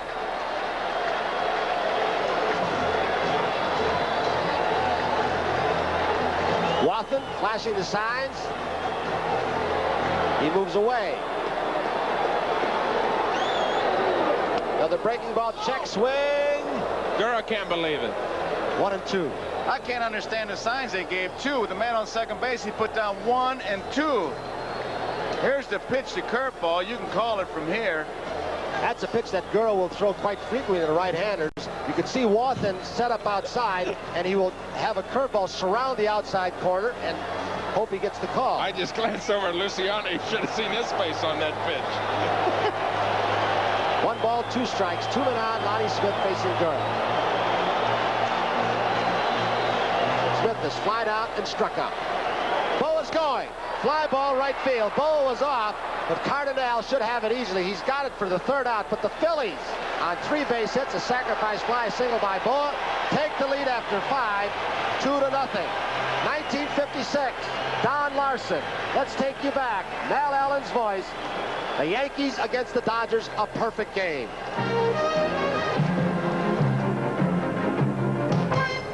So far, Don Larson's not allowed a Dodger to reach base. Bill Hodges is the batter. There's a drive going to deep left center field. Mickey Mantle racing over, makes a great backhanded catch to preserve Larson's perfect game. The only one in World Series history. They continue to force Carlton, or try to force him to change his rhythm and his pattern as they step out. They've done an awful lot of that today. Coming into this inning, Tony, Carlton has thrown 82 pitches, which would be a little bit above average. You probably average about 14, 15 pitches, being a power pitcher throwing about an equal number of fastballs as breaking balls. Otis fakes a bunt. 1 ball, 1 strike.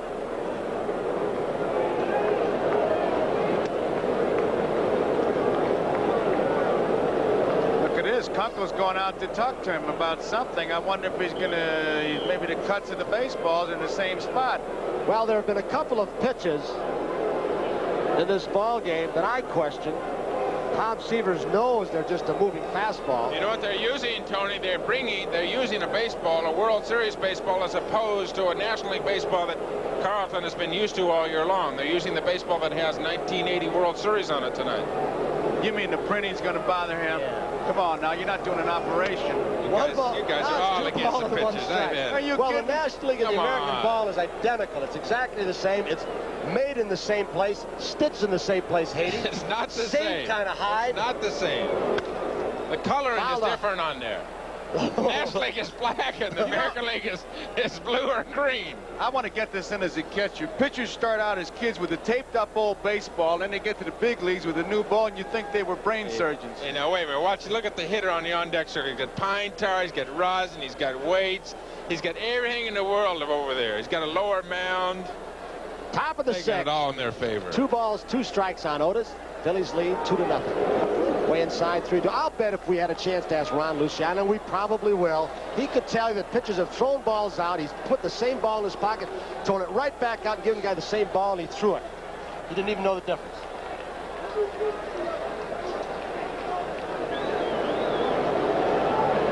Three and 2 to Otis. Did you ever do that, Ronnie? Oh, all the time. You get that all the time. Every time we put it in the same pocket, and they'll ask for a ball and we'll throw it out. The reason Kunkel went out to the mound, he said, listen, is the coloring bothering you or what? What do you want me to do with these balls? I've only got so many, and I keep giving you new ones, and you keep throwing them back. That's a dangerous question for an umpire to ask a pitcher what to do with those balls. No, but that happens. There's only one pitcher in history, for me, in 15 years of umpire, that ever threw out the same ball to me 2 or 3 times consecutively, and that was Jim Palmer. I put that same ball back in my pocket, and every time I throw it to him, he'd throw it back. 3 and 2, Carlton to Amos Otis. Breaking ball almost got Steve Carlton. A vicious line drive right over lefty's head. So Otis with speed is on, but the Royals do trail by 2 runs. 7th base hit for the Royals. There it is. It is no longer horsehide, it is cowhide. That change took place a while ago. That's an official American League ball with Mr. Lee McPhail, the president's name on it. It's the printing that does it for the pitchers, though, Tony. The printing. Otis in 1980, 15 of 16 stolen bases. With 2 runs down, well, we said last night, unlikely that Bo would go.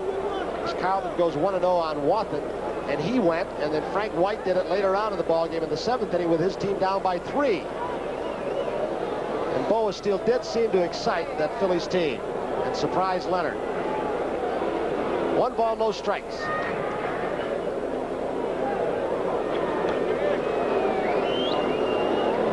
Wathan is popped out and flied out to right. No outs. Just missed. 2 balls, no strikes. Wathan looking at Gordy McKenzie at third.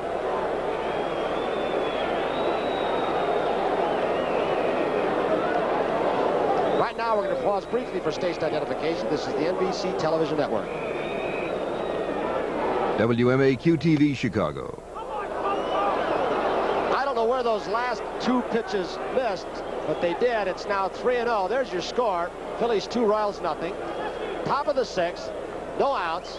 Joe Garagiola, Tom Seaver, Tony Kubek. Game number 2 of the 1980 World Series. He walks Wathan, so once again, Carlton has 2 men on base. There are no outs.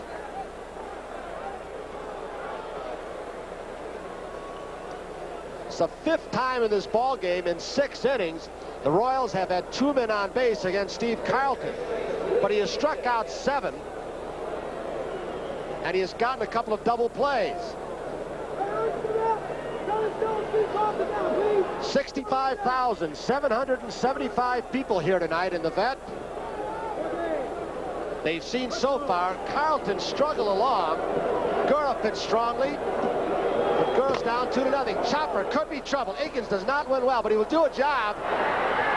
Trio throws it away. A run will score. That's Otis making it 2-1 as runners go on first and third. He was slow close to Pete Rose on that high hopper. He threw it too hard and he blew it right by Rose. Akins, of course, Tony, does not run well, and Trio got to the ball, made a pretty good play as the ball bounces very high, and he's right in front of him, and he would have gotten Akins had it been a good throw, but throws it right by Pete, costs him a run.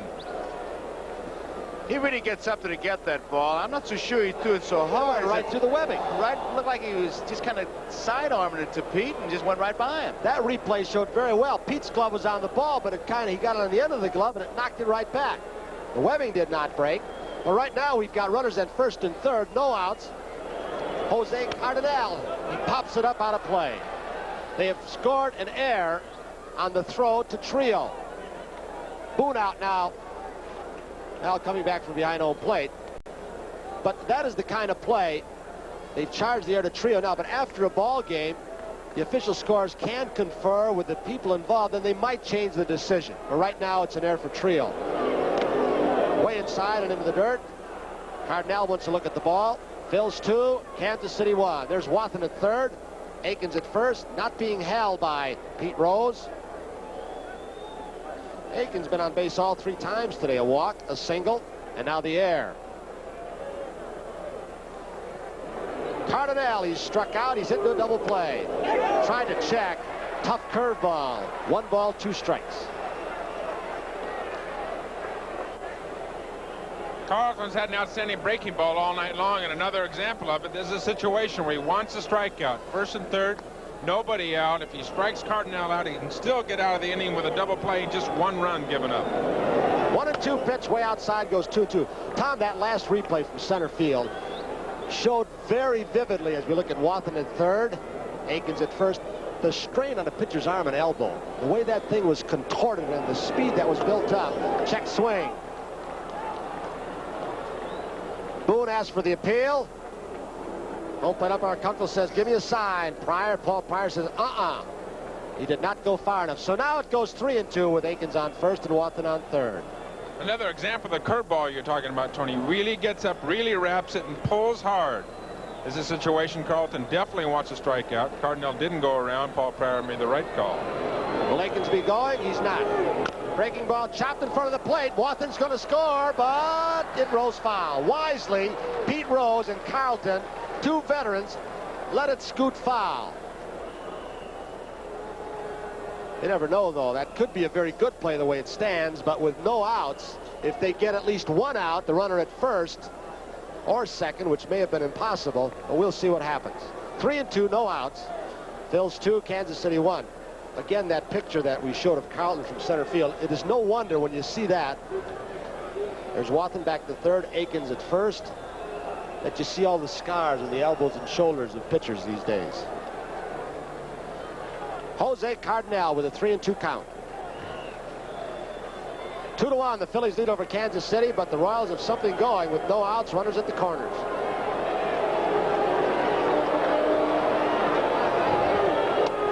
He blew it by him inside and high. He had thrown breaking ball after breaking ball and set Cardinal up. It might have been a ball, but Cardinal could not lay off. Not on a full count. This is a good pitch, and he had to get the strikeout, and he got it, of course, which is a sign of the good pitcher. White's up there now, Tony, and the tying run is on at third base. And White can handle that bat. You got to look for anything. Well, he may do a number of things. He could bunt for a base hit. He could hit to the opposite field, but he'd like to have most of all a sacrifice fly. A pitch up in the strike zone, because he's primarily a high ball hitter. that he can drive to the outfield where the sac fly will score a run and tie it. 1 strike. There's the alignment. Maddox very shallow in right center field. McBride about straightaway right, maybe shading a little bit toward the foul line. Big gap in left center field. 1 strike, 1 out. Chop foul. So Carlton way ahead of Frank White. White is struck out, but he reached first base when the ball got by Boone in the second. He grounded out in the 5th.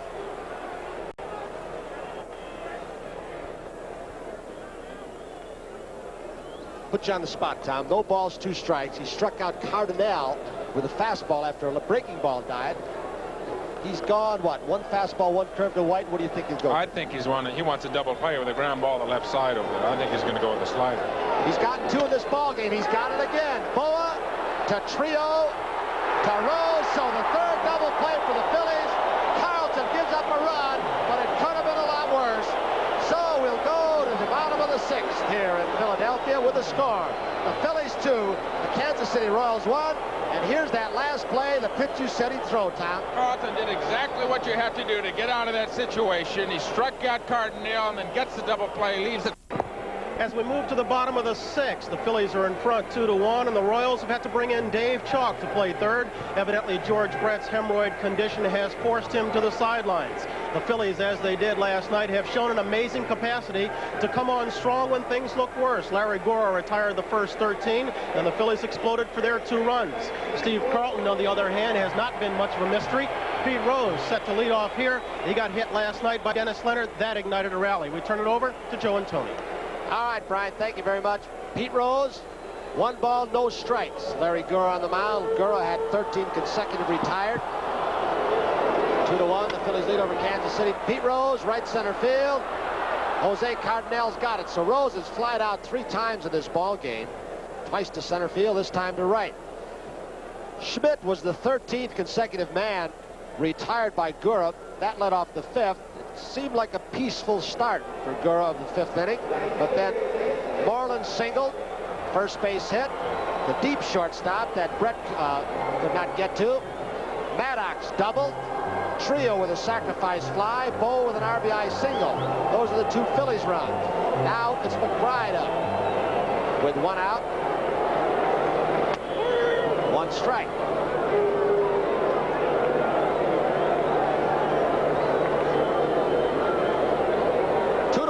Phil's over Kansas City. 1 strike on McBride with 1 out. 1-1. Kansas City scored their only run. It could have been worse in the 6th. Otis singled, Watson walked, air by Trio. Cardinale struck out, White into a double play. Pulled a string on a breaking pitch. Goes 2 balls, 1 strike on Big McBride. Big McBride, from what we've seen him, and I know he's had some problems with his knees, and part of it due to this hard artificial surface. He doesn't butt a whole lot, does he? Tries to make contact, Tony, especially with that hard dirt out in front of home plate here in Philadelphia. Not a good bunter, just wants to get it in play and utilize his speed. 2 balls, 2 strikes to McBride. He'll show you spurts of power the way he did last night. You throw the ball down there where he can turn on it with that little bat. He can hit the ball out of this ballpark very easily. More of a contact hitter, though. 2-2. Count goes full to McBride with 1 out.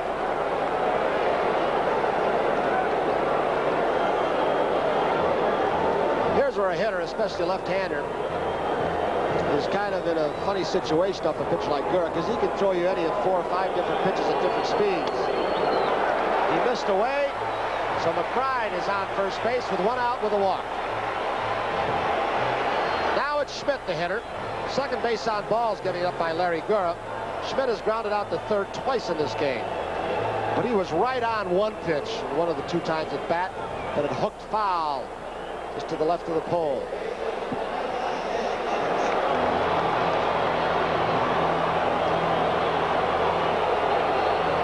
Mike Schmidt, Major League's home run leader this year with 48.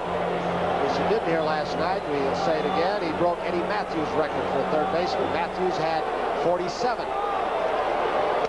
Way outside again, he's lost his control. 1 ball, no strikes. Mike Schmidt. Well, he got behind Schmidt last time, Tony, and ran into 3 and 2, and Mike had 2 good cuts. One cut at a high fastball, he fell back. The other curveball that he hit for home run, pulled it foul, a foul home run, and he grounded out. McBride at first. Foul out of play, 1-1. Schmidt looked to me like he was carrying all the pressure in the world in those playoff games. Like he had to drive in the run every time it got to second base. And I think he was really frustrated. The Astros pitched him very well, came in here last night, game 1 of the World Series, but it looks like he's been a little bit more selective now. Calmed himself down more, maybe looking for his pitch, a pitch he can drive. 1-1 pitch to Mike Schmidt. You know, in those playoffs, though, even though Luzinski did not have a good year, hit just 19 home runs, because they tried so hard to pitch around Mike Schmidt, the Astros did, Luzinski had 2 game-winning RBI hits. Home run and a double to left field. Inside, 2-1. And I think it's really something when a guy like Schmidt had the kind of year that he did, RBIs, home runs, cut down on his strikeouts considerably, when you figure Luzinski has backed him up so well down through the years with the good years that Schmidt still had a good year when they were trying to pitch around him at times. 2 balls, 1 strike. 1 out, McBride at first, Phillies lead 2-1. He gets it hard again, but it hooks foul. 2-2. You know, I've heard good hitters talk that when you hit the ball that hard, they really don't give that much credit to the pitcher. They say it's just bad hitting because you're too far out in front. Tom, I don't think that was the pitch that Gura would lay there to have him pull foul like sometimes pitchers will do. Not in that situation right no, there. I don't think so. No way at all. He's trying to get the ball on the ground here. He wants a double play, get out of this inning if he can. In fact, Schmidt runs well, but still, Gura's looking for the double play ball same way that Carlton was looking for the double play ball last inning. Well, Joe and I both know a guy who they used to pitch inside and make him purposely hit the ball foul. It was Yogi. They'd throw him 2 pitches, he'd whale him foul on the right field line, he'd be way ahead. Here's the pitch, drilled hard, base hit by Mike Schmidt on a 2-2 pitch. McBride will stop at second base, so the Phillies have 2 men out, first and second, with 1 out. They lead 2-1. Frank White, you can see him putting the finger on his chest. He was telling UL Washington and Larry Gura, with Moreland coming up, a ball hit back to the pitcher in a double play situation, which you've got now. I've got the throw. There's McBride at second. He has speed. Kansas City bullpen getting busy, Tony. Dan Quisenberry, he pitched last night. He's the man, comes from down under with that forkball also. He's warming up for the Royals. 33 saves on the year, tied with the Goose, Gossage of the Yankees. Gura facing Moreland. He got the first base hit, a chopper, could be 2. UL Washington, the White, good pivot to Willie Mays Aikens. They double him up, so Gura with the sinker ball pitches out of the inning with a double play. So after 6 here in Philadelphia in game number 2 of the series, the Phillies lead 2-1 over the Royals, and we'll be back after these messages from your local station. The Phillies 2-1 over the Royals. Larry Gura has given up just 4 base hits, but he's given up 2 runs. Steve Carlton has been able to come up with that big pitch when he needed it, and he is leading by a run. Carlton has struck out 7. He has walked 3. He's had 3 big double plays. And here is Willie Wilson to lead it off. He's had a tough night. He's had a tough series. He has struck out the last 4 times that he has batted. 2 balls, no strikes. And I'll tell you, if they stop him, they're going to stop that club. We're taking a look at the Kansas City dugout. George Brett is not in the dugout, obviously in the clubhouse, surmising, we are up here, that it was just too painful to play. And if you're a Kansas City Royals fan, you have to think about that, because that fellow would not take himself out of a World Series game to begin with, especially a 2-1 ball game when his team is behind. 3-0, ball 4. Brett was on base all 3 times in this ball game, a walk and 2 base hits off Carlton. So the tying run is on now. UL Washington and Wilson, we don't have to tell you. The official report on Brett, by the way, report from the clubhouse, was just discomfort, which is another way of saying it just hurt too much to play. And you just have to believe that it did. Tough break for the Kansas City Royals, but much like the Houston Astros, when they got some bad breaks, they turned it around. Let's see if the Royals can do it. Wilson, who says, I just get a lead and I run. That's as simple as he makes it, and he's been pretty successful. They almost had him. Oh, they popped his shoestrings that time. He was really leaning. Jose Martinez is arguing once again about that leg kick, and that's the one where he tries to freeze the runner. The first time he's tried it tonight, where he paused, he hesitated a little bit longer. Here's Wilson being held by Rose. He got his feet tangled up. Many times a good base stealer will come in head first because it's much more quick. Pryor, the man calling the play, National League umpire. Watch the leg kick. That's a move he hadn't shown before. Certainly looks like he's ready to take off, Tony. No question about that. There's the strike. First time he's been on base here in the World Series. A good guess you're going to see him running somewhere.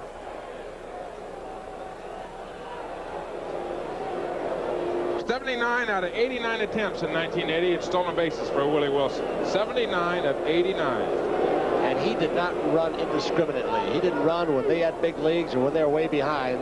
Most of them were legitimate steals, just like Ricky Henderson from Oakland. Wilson, a tremendous athlete. I don't have any technique, he says. I just try and get a good lead and go out and run. There he is. He's a tying run. Carlton knows it. Joe, with Brett out of the ball game, and we don't know what's going to happen. It's an off day tomorrow for game number 3, but there's not one man on this ball club that can replace a great player like Brett. It's going to have to be a combination. Willie Wilson, McRae, they're all going to have to pick up part of the slack. Last ball misses, 1 ball and 1 strike. He's got Wilson scared now, doesn't he?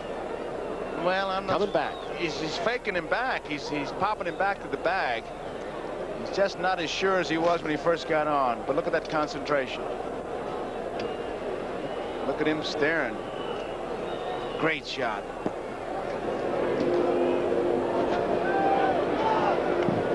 Different base runners watch different movements. Maury Wills, we had a shot of him. Brock, it was a rhythm thing. Count, flow.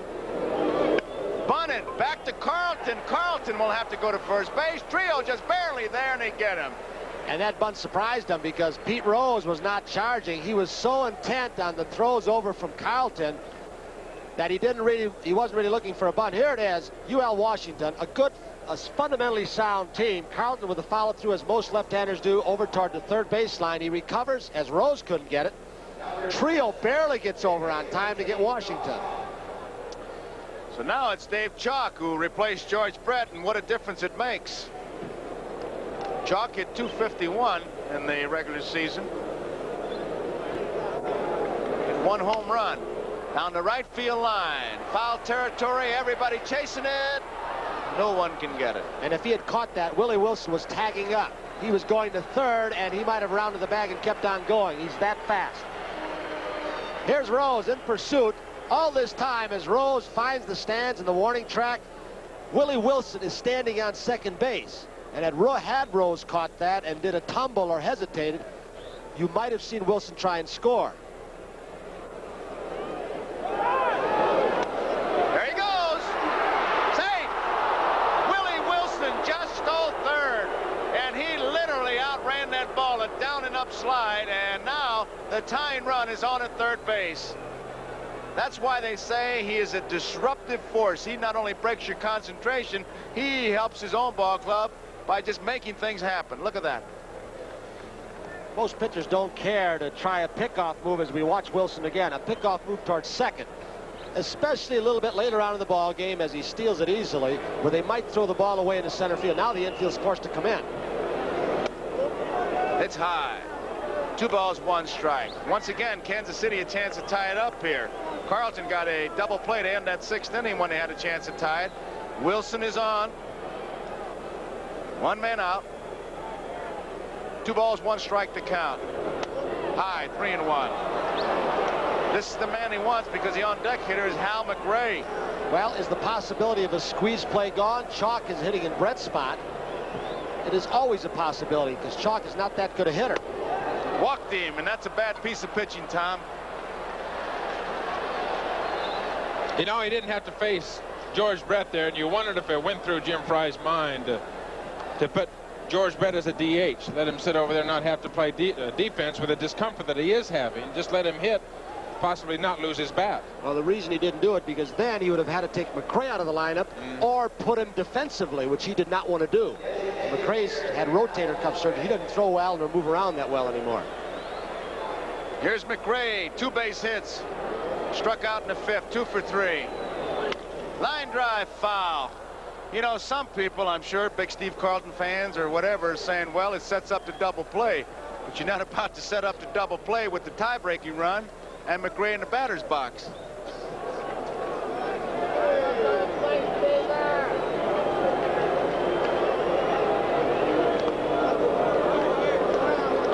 One ball and 1 strike. Comes a time when they say, well, you pitch around him. Not that time. Ray, a good hitter.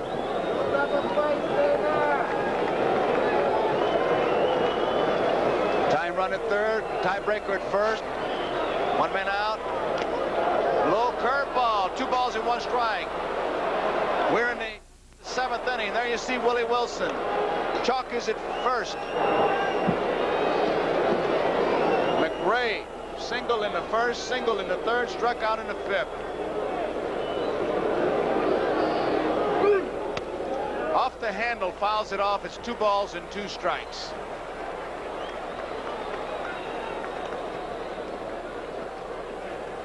Carlton certainly not very sharp tonight, Joe. That was a pitch.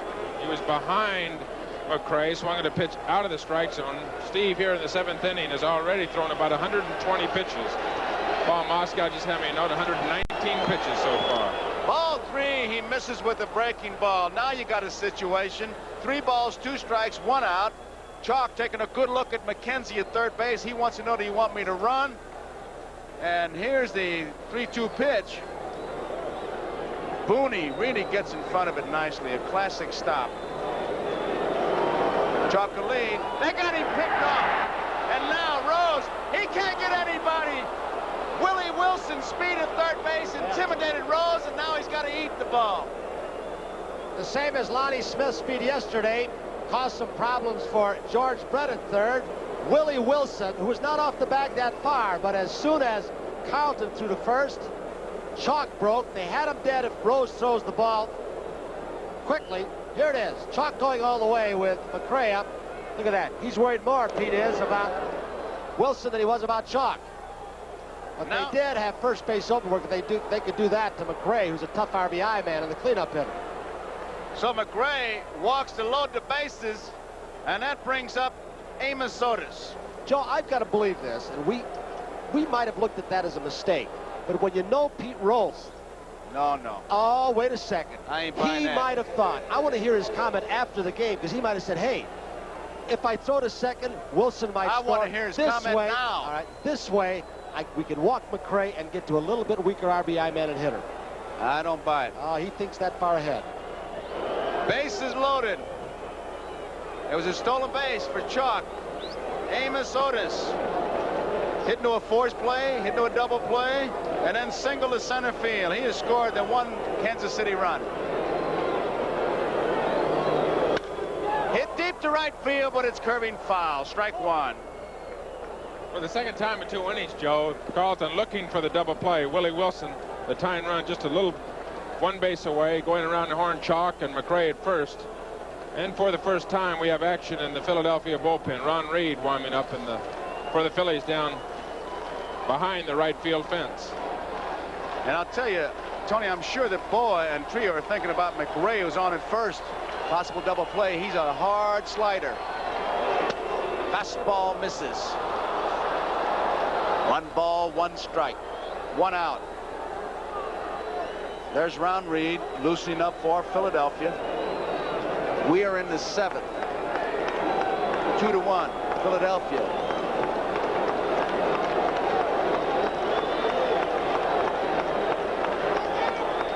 Time.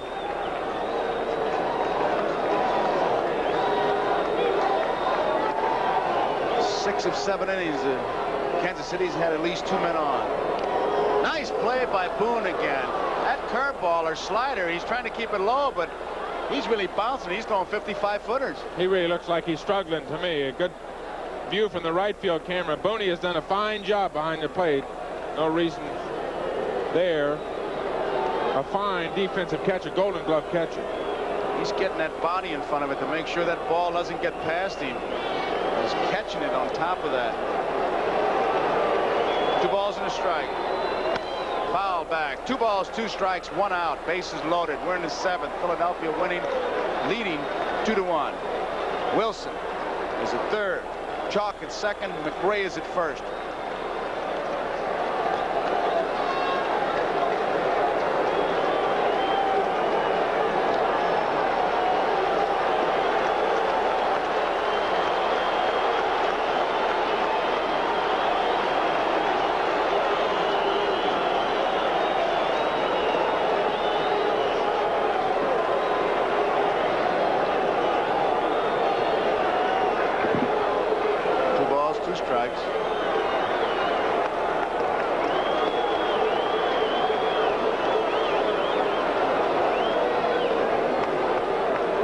Backing out. He's playing a game with Carlton.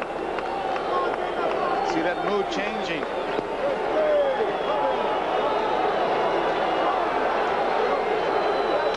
Line drive, base hit down the left field line. 1 run in. Here comes Chalk. 2 runs are in. Digging hard, McRae. They're going to hold him up at 3rd. He's going to have to dive back, and he does. Amos Otis. A double down the left field line. Here it is again. Breaking ball drilled hard. Schmidt with a dive. Can't get it. Lonnie Smith with a relay throw to Boa. Offline over Treo's head. If Schmidt had eyes in the back of his head, he might have had McRae, who had rounded the bag too far. He was playing well off the line for the hitter Otis. See how much room he gave him down there, and the ball was hit hard down it. And Kansas City is taking the lead 3-2 here in the top of the 7th. Strike 1 on Wathan.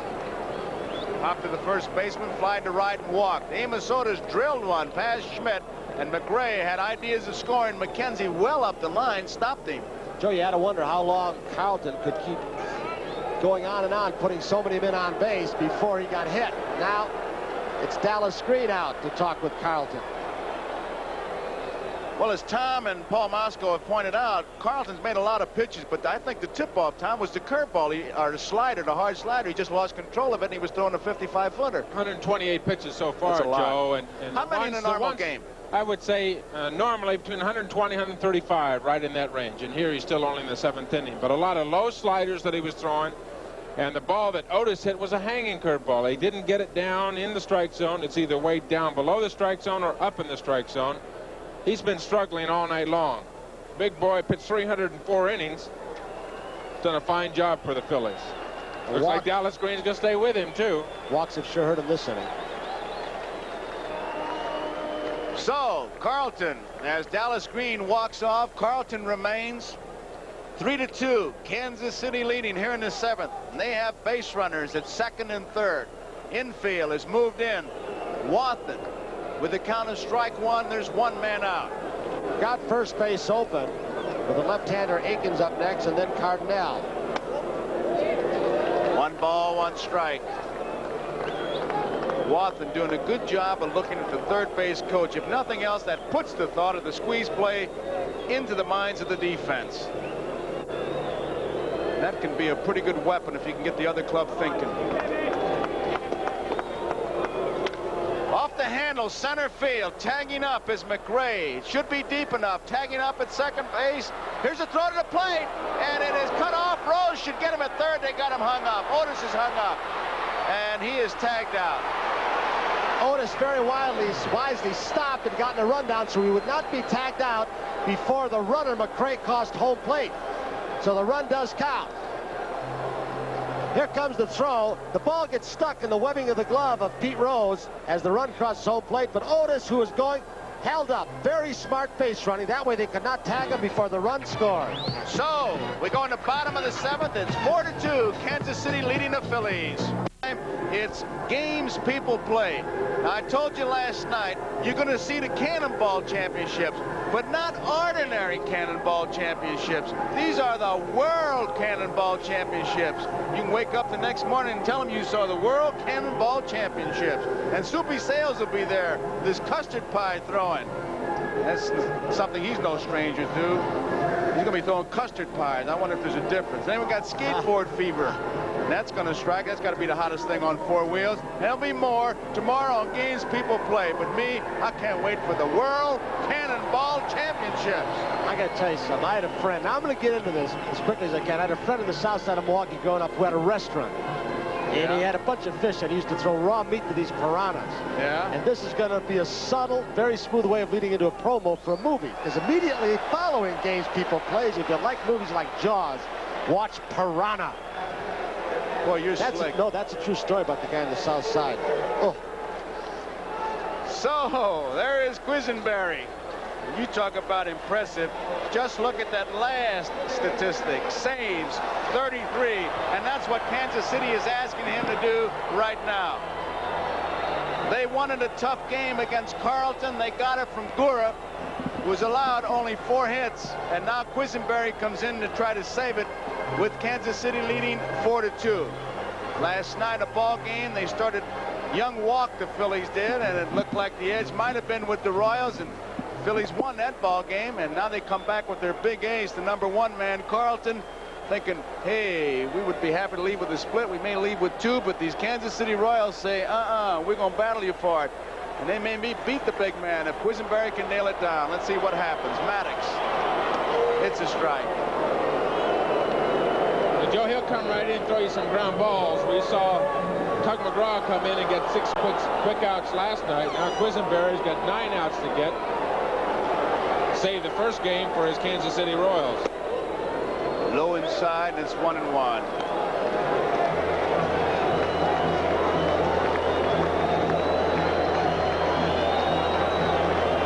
So you look at this series, it's going to be a dandy. It started out that way. There's a sinker, a strike. Ruthman against Rick Gale on Friday night should be a pretty good matchup.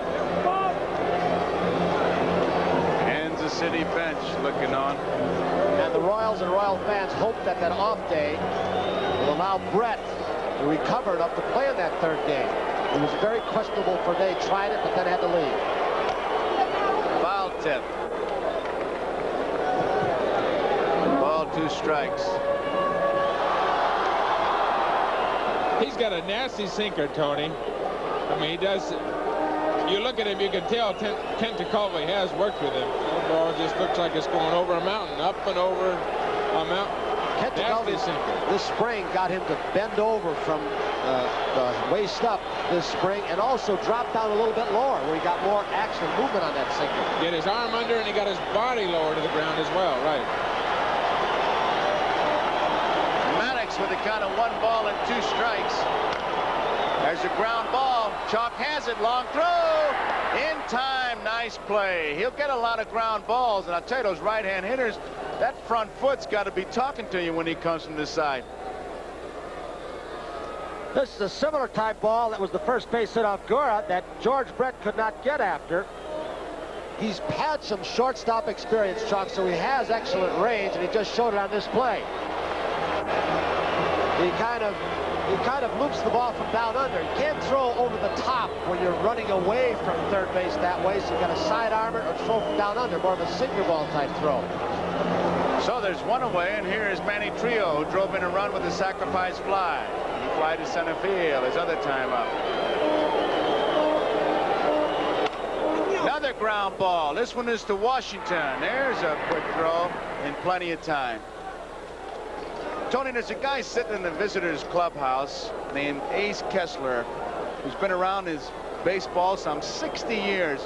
He has seen 22 fathers and sons come to a big league clubhouse. We look at Pete Rose. I mean, he was here before Rose was in the big leagues. And Rose and young Petey may come through, and old Ace will be here. He is so excited with his first World Series. Waited a long time as Rose looks on, the catalyst. But there are 2 outs. Quisenberry with that sidearm sinker. Boa was in the record books tonight by being the third player, Rizzuto and Maury Wills, the other two in World Series history, to start 3 double plays.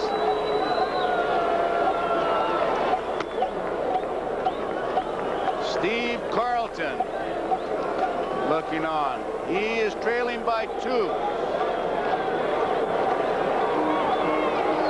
I bet he misses hitting the DH because he's a good hitter.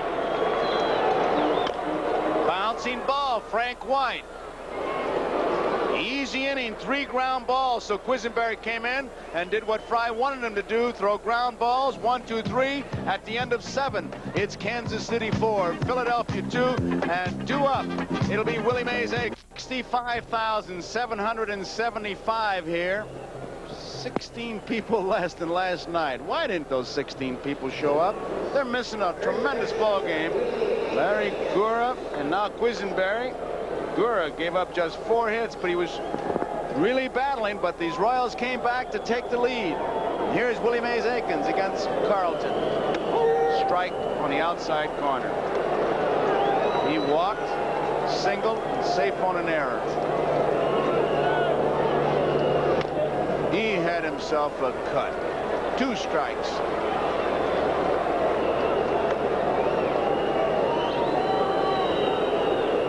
Aikens takes as big a cut as anybody in the National League. The first time I've seen him in the last 2 days, other than on television when you saw him in the playoffs, and he lets that lumber go, doesn't he, Tony? He's a pretty heavy bat. He's up around 37 ounces. I wonder if he kept that same bat against Carlton with that good breaking stuff. 1 ball and 2 strikes to count. Low curveball all the way back. Gooney, with no one on, just kind of flagged it, which was smart. 2 balls and 2 strikes. Willie Mays Aikens, born during the World Series, the year of the catch, they call it. Now they're going to check the line again and visit a while. There is Pee Wee Reese. When, oh, when is he going to go to the Hall of Fame?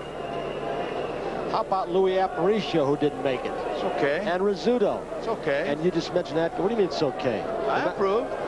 That they should be voted in? Yeah. Oh, good. It's the first time we agreed all year. They're going to measure it. Look at this. This game may be decided by... Hey, Ron, have you ever done that? I've never had a tape measure. How far back is he going by tape, do you know? Yeah, exactly 36 inches. They usually use a bat for that. Well, it depends on what size bat. Yeah, you ask him what size bat it is and go back. Remember, any part of that foot touches the line, got him anyway. Any part of foot touches the line, he's considered in the box. So he can be 90% out and just part of that size 12 foot hitting the box, he's considered in. Before I let you go, I want to ask you, where did he come up with the slide rule? You know, none of us can see that. I mean, but you guys don't carry that, do you? He put it in for him. I'm sure Dick Butler from the American League said, hey, you better get something out there because they're really on Willie. That is a first right there. Pardon me, that is. That is a first. This game could be decided by a carpenter. 1 ball, no strikes, 1 out. Cardinal fouls it off, and that got Kunkel. Ouch. That really nailed him.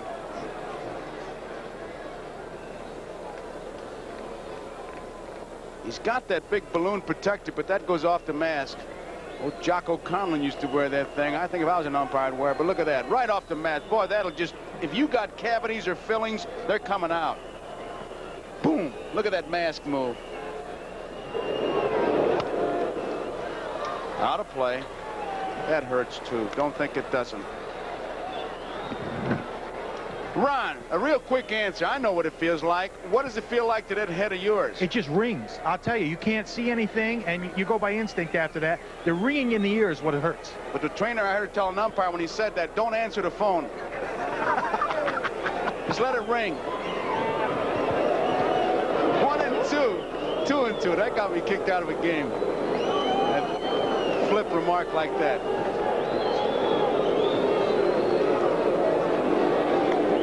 Balls, 2 strikes, 1 out. Kansas City leading 4-2. We're in the 8th. Ruthven against Gale. Friday night in Kansas City. High. And And these Philadelphia Phillies fans have had a chance to root their ball club.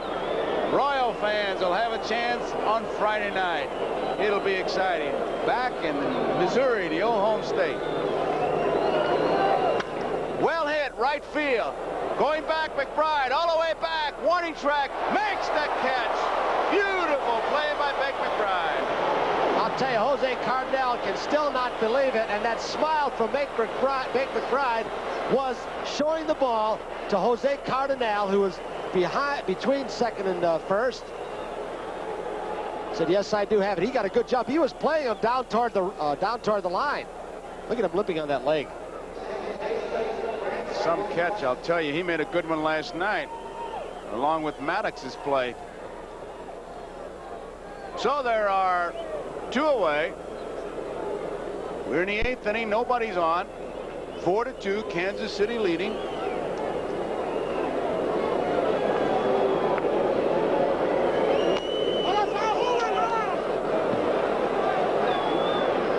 Schmidt is very good on that play.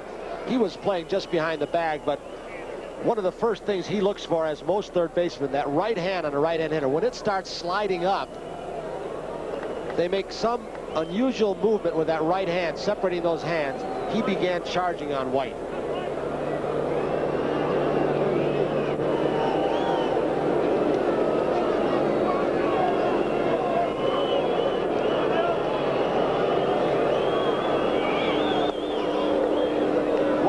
One strike to count. With 2 outs, Tony, I think that bunt play, with 2 outs, I think the bunt play, trying to drag for a bunt is, I don't think that's a good play at all. You've got to try and hit a double, hit the extra base hit, unless you can get the bunt play and feel like you can steal second base. I would disagree with you for only this reason. The Kansas City Royals, to them with their running game, a single turns out to be a double in many instances with their speed. It's out of play. The count, 2 balls, 2 strikes, 2 outs.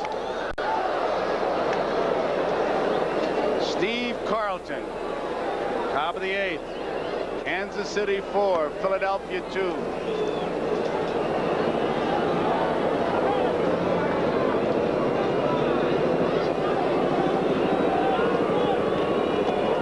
Low, 3-2 the count, 2 outs. The Royals had 9 players this year in double figures with stolen bases.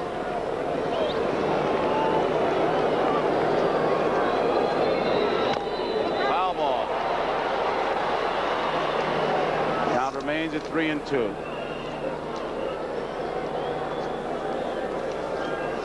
This crowd has become quiet again, like it did yesterday when the Phillies were down 4-0.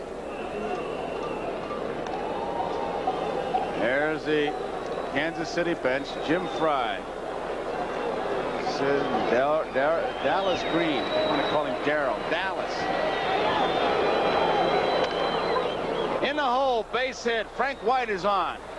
So with 2 outs, White singles to left. And that brings up Willie Wilson. I'll tell you, he struck out his first 3 times, but when he got a base on balls, sacrificed to second, he stole third, and then on a pickoff play, he intimidated Pete Rose to the point that Chalk went to second. They walked McRae, and then it all started. Otis, a big base hit, a double, and a sacrifice fly. And Kansas City took the lead. White stole 19 during the season. He did not have a big lead at all on that first pickoff throw. Still doesn't. Low ball 1.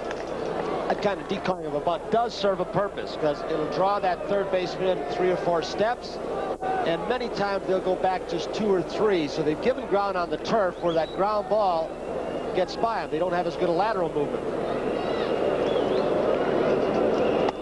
Inside. I think he's really tired, Tony. The curveball that White got the base hit on, as you see Ron Reed in the bullpen, was not a sharp breaking pitch at all. That fastball seems to be a little bit flat. He's thrown almost 150 pitches, 149 pitches. There's the strike. 2 balls and 1 strike with 2 outs. Willie Wilson. Gene Mauch, I think, when he's managing Minnesota, described him best. Most disruptive, productive, concentration breaker in baseball. I'll ask you this, Tom. You talked about all the pitches, and if we have time, I'll get to this point. With all the pitches he's thrown, Carlton is going to come back in this series to pitch a ball game if it continues to go on. Going to come back in 4 days, too. You bet. And that might have an effect on him later, throwing that many pitches. Fouled out of play. 2 balls and 2 strikes, 2 outs. Certain pitchers seem to have a limit to how many pitches they can go or throw. And when they go over that, it seems to affect them the next time. What was your limit? Exactly. My limit's about 125, 130 pitches. And if I get over that, it'll affect you the next time. He's a big, strong man, but he's not a pitcher like a Nolan Ryan who can throw 160, 170 pitches and seemingly not have it affect him the next time.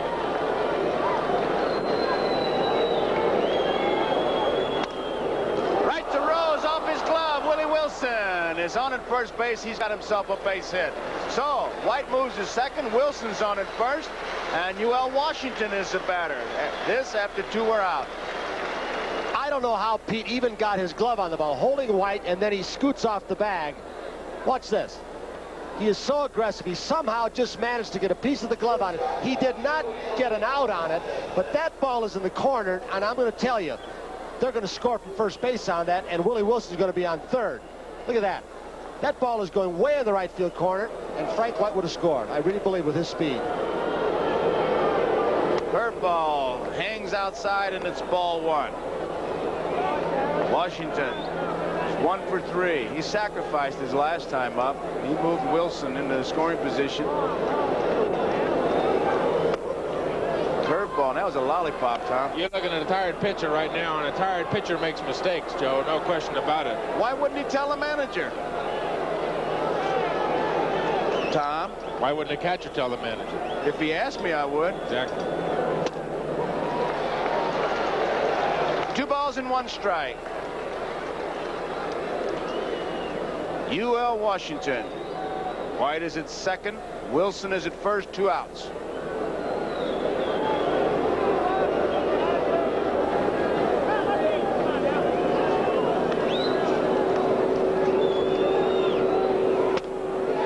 He had good stuff on that one. 2 balls, 2 strikes.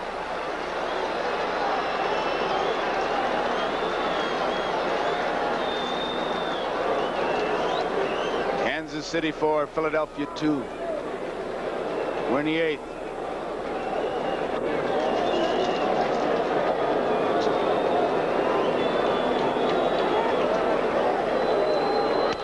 Fouled out of play. He did not have a good swing at that one. Thrown 158 pitches, Joe, and the last 3 pitches are probably 3 of the best that he's thrown in the last couple of innings. Sometimes that'll happen to a pitcher. Get that front leg up just a little bit more, take a little bit more time to deliver the ball. Get a second win, so they say. 2 balls and 2 strikes. 2 outs. UL Washington stepped out because Larry Boa tried to sneak behind Frank White at second base, and UL tried to step out to call time in case there was a pickoff on.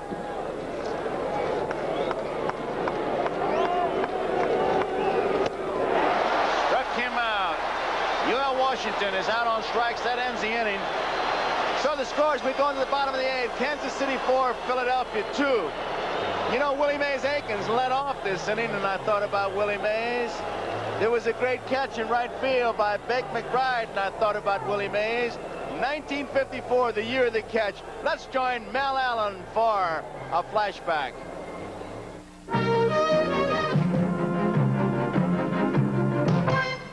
Don Little on the mound for the Giants. The score tied 2-all, 2 men on. Vic Wertz at bat for Cleveland.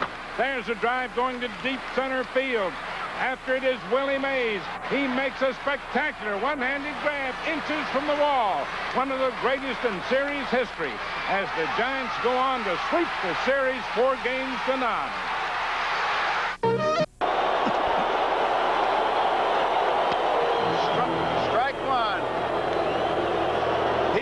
Is the new first baseman.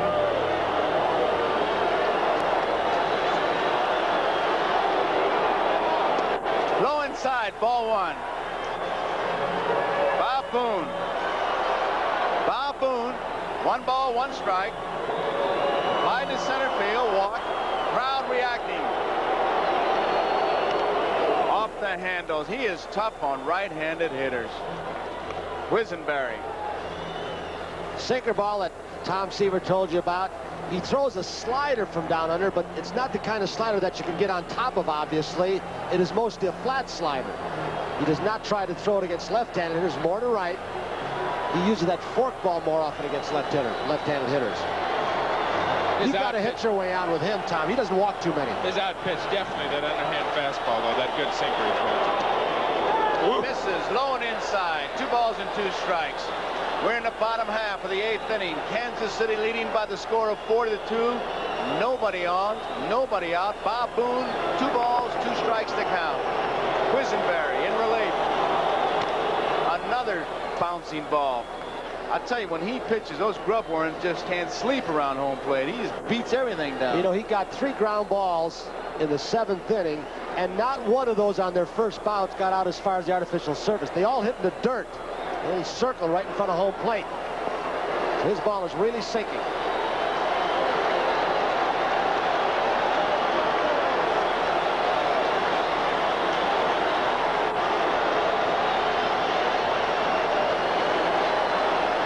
Proud.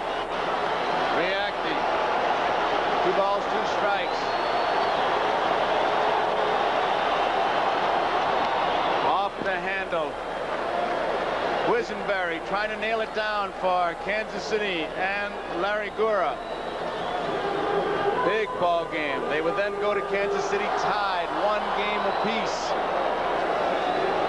And it'll be Ruthven for the Phillies against Rich Gale. You'll hear quotes like, "We were happy to leave with a split." Misses. 3-2.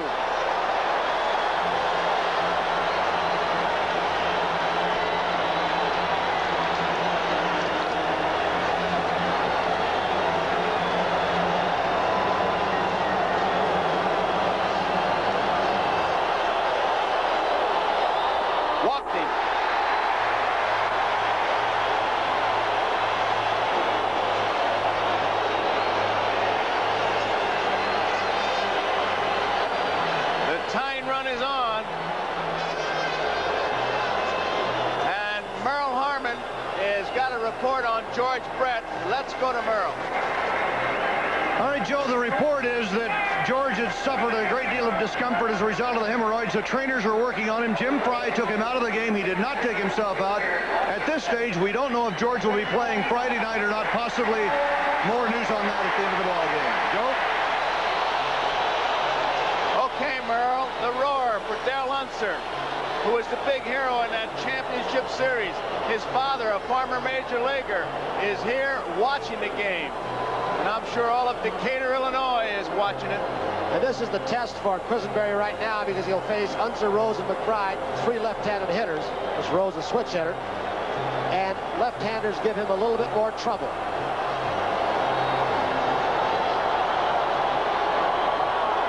Strike. Unser on the year hit 264. Quisenberry came in last night through 1 pitch. It was all he worked. Tonight he's thrown 14 pitches. Every one of them's only been a fastball. And he would love the ground ball right here.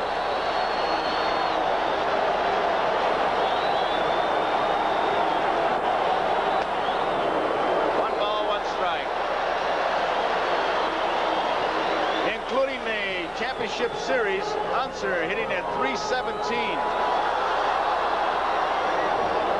1 for 3 in the playoffs as a pinch hitter. Left center field, another base hit. Bob Boone digging hard all the way to the wall.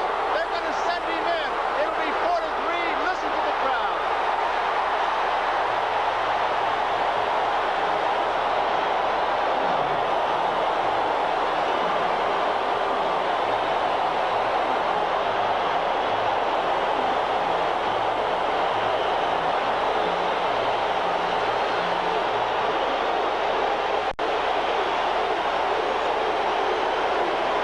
Left-hander, Unser pinch hitting. He went beautifully the opposite way, Tom. Did not try and pull that sinker, even though Quisenberry got a little more up than some of his pitches. Otis relayed as as the runner Boone is scoring all the way from first. UL Washington decides not to go anywhere. Holds the ball, but it's an RBI double. Jimmy Fry out now.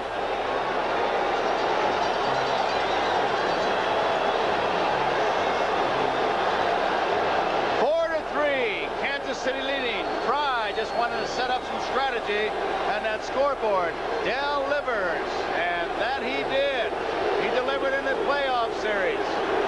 Big base hit. Tying run at second base. Now Pete Rose wants to pull the ball to the right side. Get Unser into third. Pete might even try and drag a bunt. There's Fry retreating to the dugout. But Pete's got to get him over. First and third, they're in tight.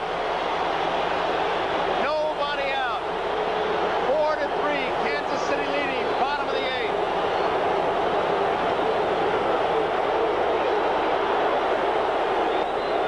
Ball.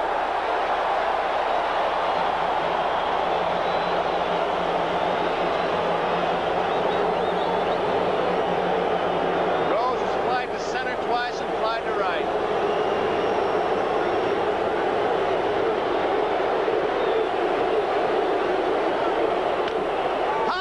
Lecoq makes the play at first base, and just as Tony said, Unser moves to third on the bouncing ball. The old pro shows how to move a man. He just tried to get that head of the bat out in front. Lecoq was playing very shallow in case Pete tried to bunt. Quisenberry over as his white, but Rose does the job. Interesting there, Tony. You look at him as he crossed the bag. He's looking back over his shoulder to see if the runner's at third base. That's really the only thing Pete cared about there. For a minute, it looked like that ball was going to bounce over Lecoq's head. Trying to do his job, almost got a base hit out of it. So there's one out. Unser, the tying run, is at third, and Beck McBride is the batter. He's 0 for 2. One of the interesting stats about Quisenberry this year for the Royals, he entered 38 games when the Royals were ahead, and he kept it that way in every one but 2 games. Let's see if he can do it here. High chopper, base hit.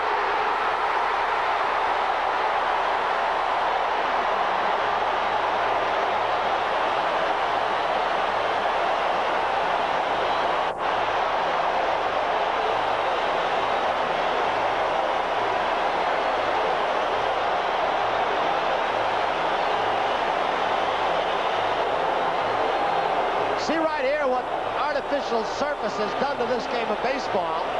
The infield end, one bounce, almost to what would have been the outfield grass had we been playing on dirt and grass. But it did the job, didn't it? So we're all tied up. Well, it's like Richie Allen said. I said it before the game. He doesn't like to play on grass a horse can't eat. And for the Philly fans, they love it. It's all tied up. Here is Mike Schmidt. Being called by Paul Pryor.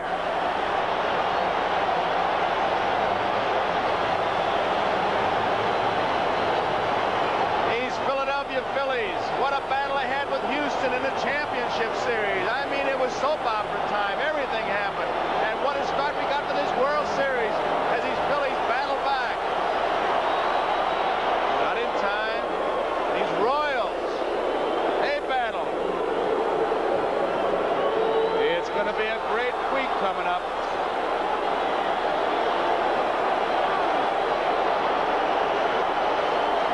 One out. Right field, deep. Cardinal going back. That's going to be off the wall. It is. Beck McBride digging hard. They're going to try to score him. Here's the throw. Not in time.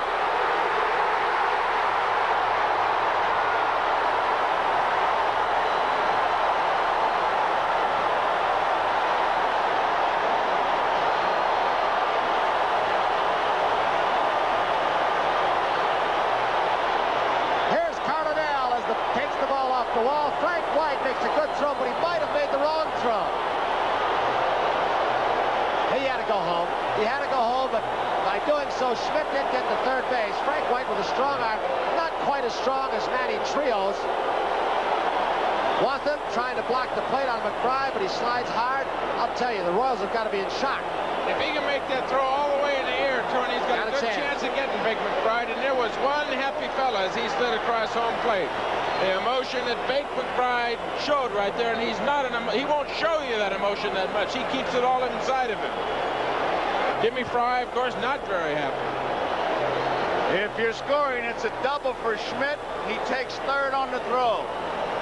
And the Kansas City Royals now find themselves trailing by a run. It's 5-4 Philadelphia. John got to believe the Royals got to be completely deflated. 2 nights in a row, they had a 4-0 lead yesterday. There's Fry. Today, they put Carlton on the ropes, inning after inning after inning. Finally scored and got the lead off him, only to see it wiped out. And Dallas Green is a happy man inside, at least. That brings up Moreland. Infield is moving in. 1 man out. 5-4. Phillies lead.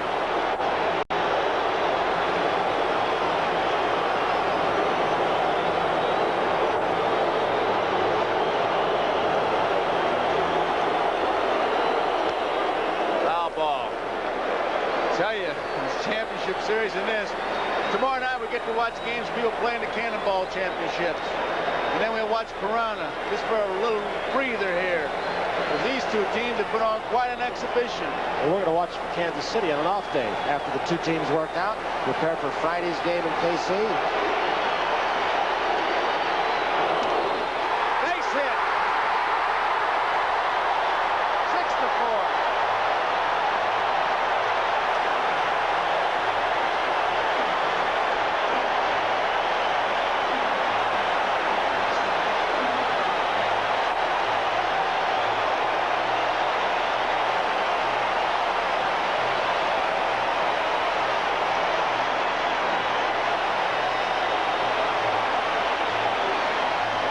Quisenberry has come in from the bullpen, thrown all fastballs. A good shot of Moreland lining a fastball right at the middle and getting an RBI.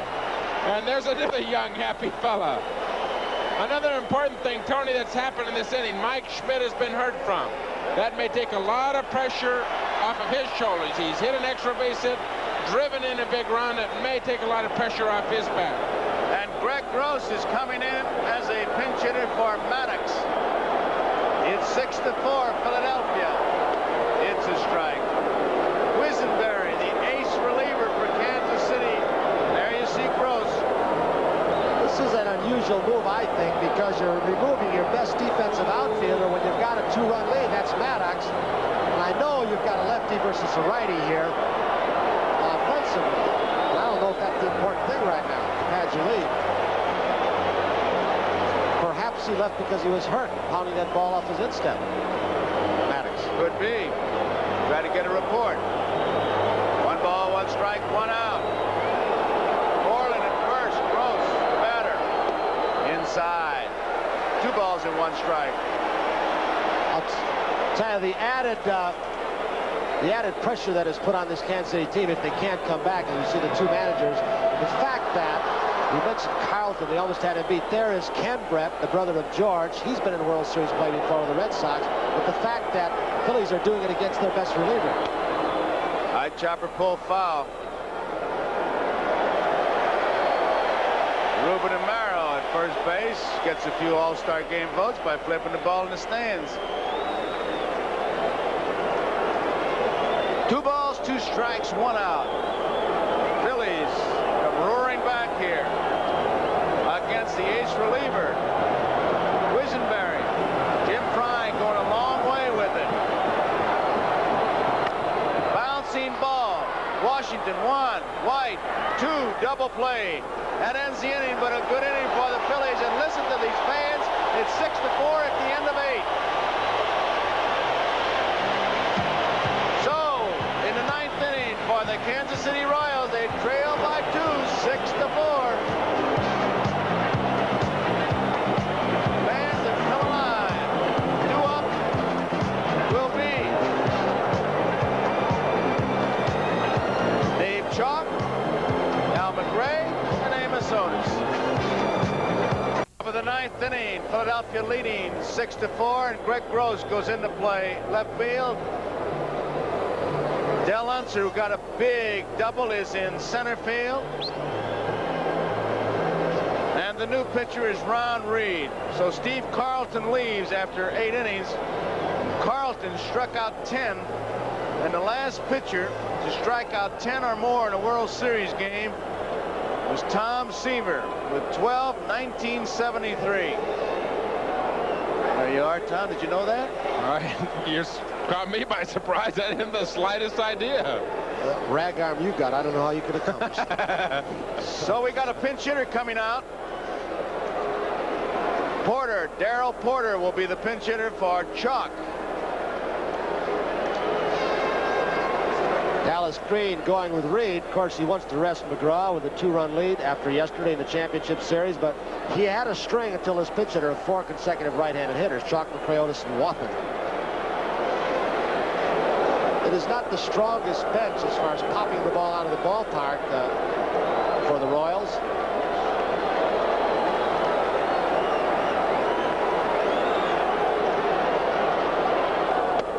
Fastball is high. 1 ball, no strikes. Well, there'll be all kinds of things about it. If you lose the first 2, how many teams have done this and done that? I can go back to the last time we did a World Series. What happened? There's a strike. The Yankees and the Dodgers, and the Yankees lost the first 2, came back and won the series. Tom Lasorda, who's sitting right down there, will remember it. Porter 0 for 2 in the ball game yesterday, but he did walk twice. Misses.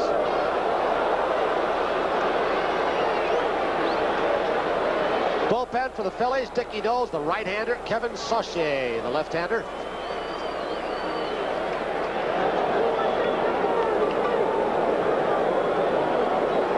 There goes Marlin. Normally a catcher, he's been DH, and he's going down to help out. Fire starts, he wants to get the blankets. Off the handle, out of play. 2 balls, 2 strikes.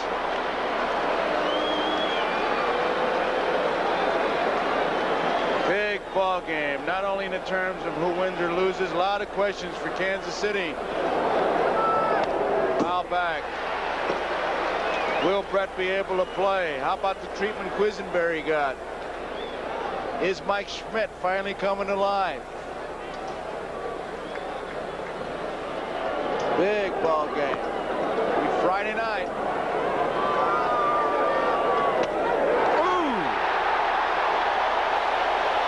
I don't know what he was looking for, but Ron Reed snuck a fastball right by him on the outside part of the plate. Maybe looking for a changeup. All fastballs Ron Reed had thrown to Darrell Porter here, threw a fastball simply right by him. Darrell had to be fooled somewhere. Reed is not as consistent as he was a couple of years ago, but he still has streaks of throwing very hard. He just did it to Porter. There's pride. He's throwing it by him. Strike 1. He is pumped up.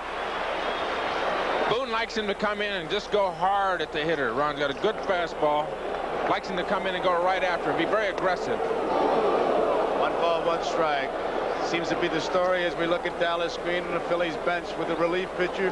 You just want him to come in and play good old country hardball. Don't think, just throw. Good fastball, and it's 1 ball, 2 strikes.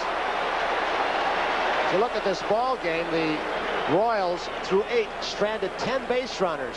Carlton struck out a bunch and also some double plays. Philadelphia stranded, as far as my unofficial count, just 4 in this game. They made the most of their hits. 2 balls, 2 strikes. 1 man out, nobody on.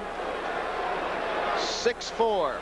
Philadelphia leading. 9th inning. Ooh. 3 balls, 2 strikes. Maddox, the official word, taken out because he bruised his left knee on the foul tip.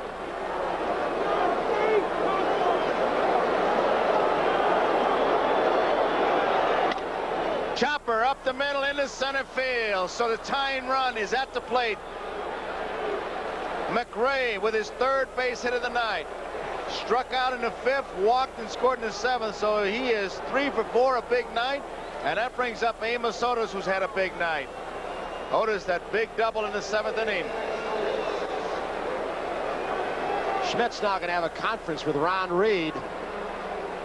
You know, McRae just showed you a pretty good piece of hitting because all he was trying to do, he puts the ball in play, which is so important in artificial surface. He was just protecting the plate. He had a bad pitch, and yet he got the single on the turf. Otis, who is 5 for 9 in this World Series with 1 home run and 4 RBIs against Ron Reed. 1 man out. 9th inning.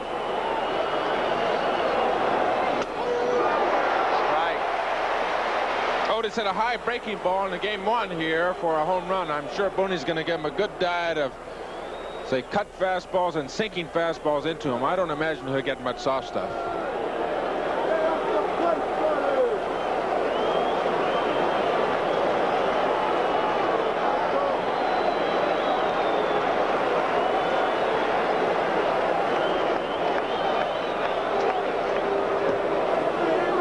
Tip-off on the concentration by Reed. Otis had backed out in plenty of time, but he was thinking so much of what he was going to do and where, he just almost threw it. McRae's at first base. 1 out, tying run at the plate. 6-4 is the score. We're in 9th. Foul ball. They're not getting around. They're having very weak swings off Reed. Maybe partly his motion with that big leg kick and all the elbows, kneecaps, but he's also thrown very hard, I think. Ray, Pete Rose, former teammates. Pete, a goodwill ambassador, visits with everybody.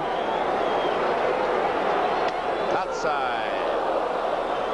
1 ball, 2 strikes. Amos Otis.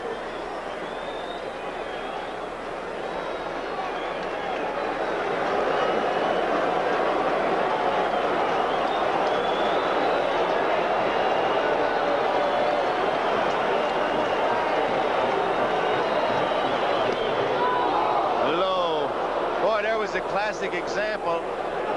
As Booney gave the sign, he motioned inside, he gave the target outside and then moved back in, but how Otis could take that pitch, I don't know. Great eye, I guess.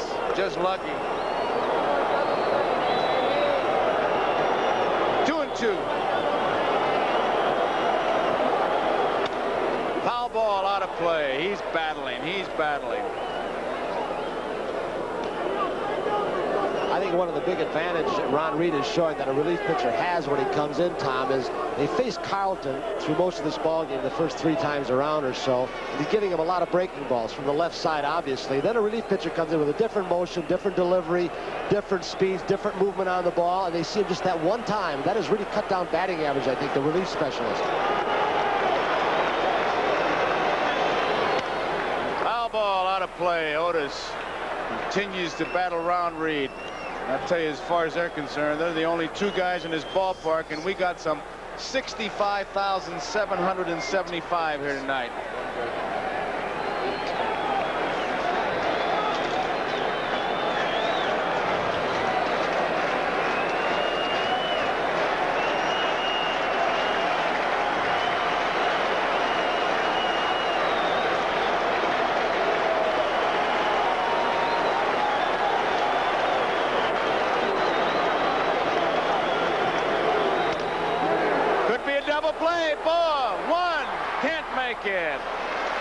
That would have been a big double play for a lot of reasons. Tell you who Trio heard coming.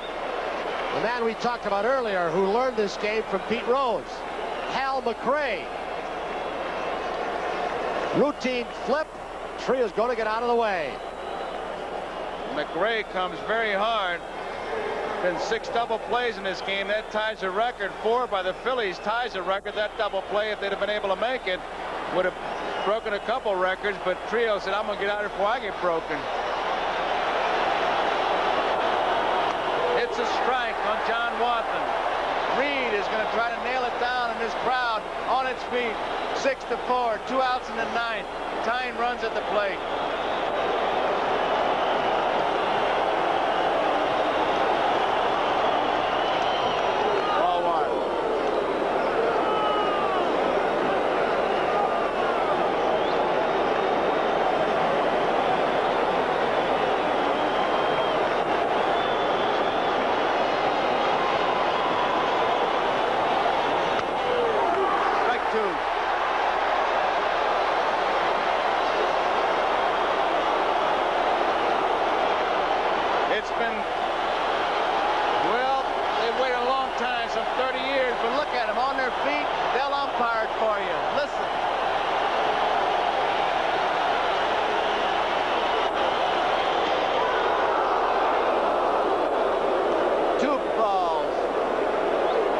2 strikes. And they're not just standing in the reserve seats. We look at the Phillies bench. They're in the upper decks all over. Look at that Phillies bench.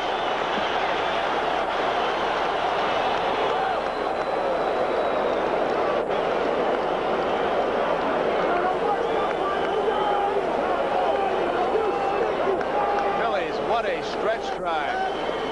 Come from behind to win all 4 of their postseason games.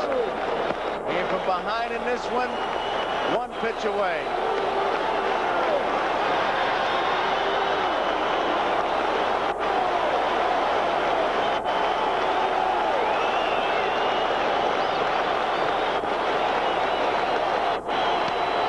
Out of play. I tell you, watching this game, you get the feeling what it's like to be a yo-yo. As we look at Dallas Bean, you're up and you're down. Reed. 2 balls, 2 strikes, 2 outs. 9th inning.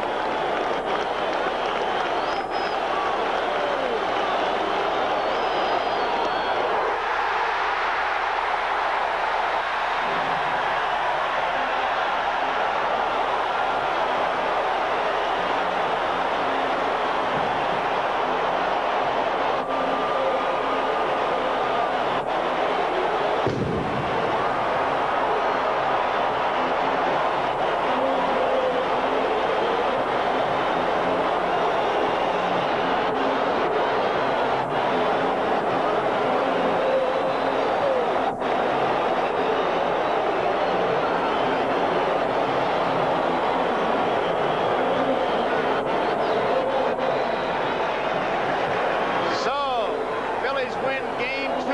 It's a day off and then on to Kansas City. The final score here, Philadelphia Phillies 6, the Royals 4. The winner was Carlton, the losers Quisenberry. Schmidt gets a game-winning RBI. And Merle Harmon is with Jim Fry. Let's get a report from Merle Harmon on the Royals, especially George Brett. Merle?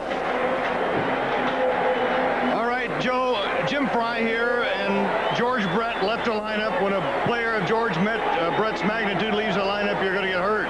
What about George? Will he be back? Well, we hope he can be back. I tried to get him out of there before it became too severe. It was starting to bother him, and I told him before the game that if it was bothering him to let me know. He came out of there. We scored, and we had the lead after he left the ball game.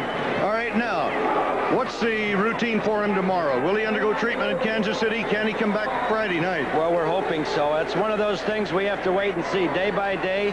We're hoping that the treatment for the next couple of days will help him. All right, Jim, now your backs are to the wall, so to speak. You're going home. What's the home field advantage in Kansas City for you? Well, I think it's going to be an advantage for our ball players to have the crowd. You could see the crowd reaction here tonight. I think it helps.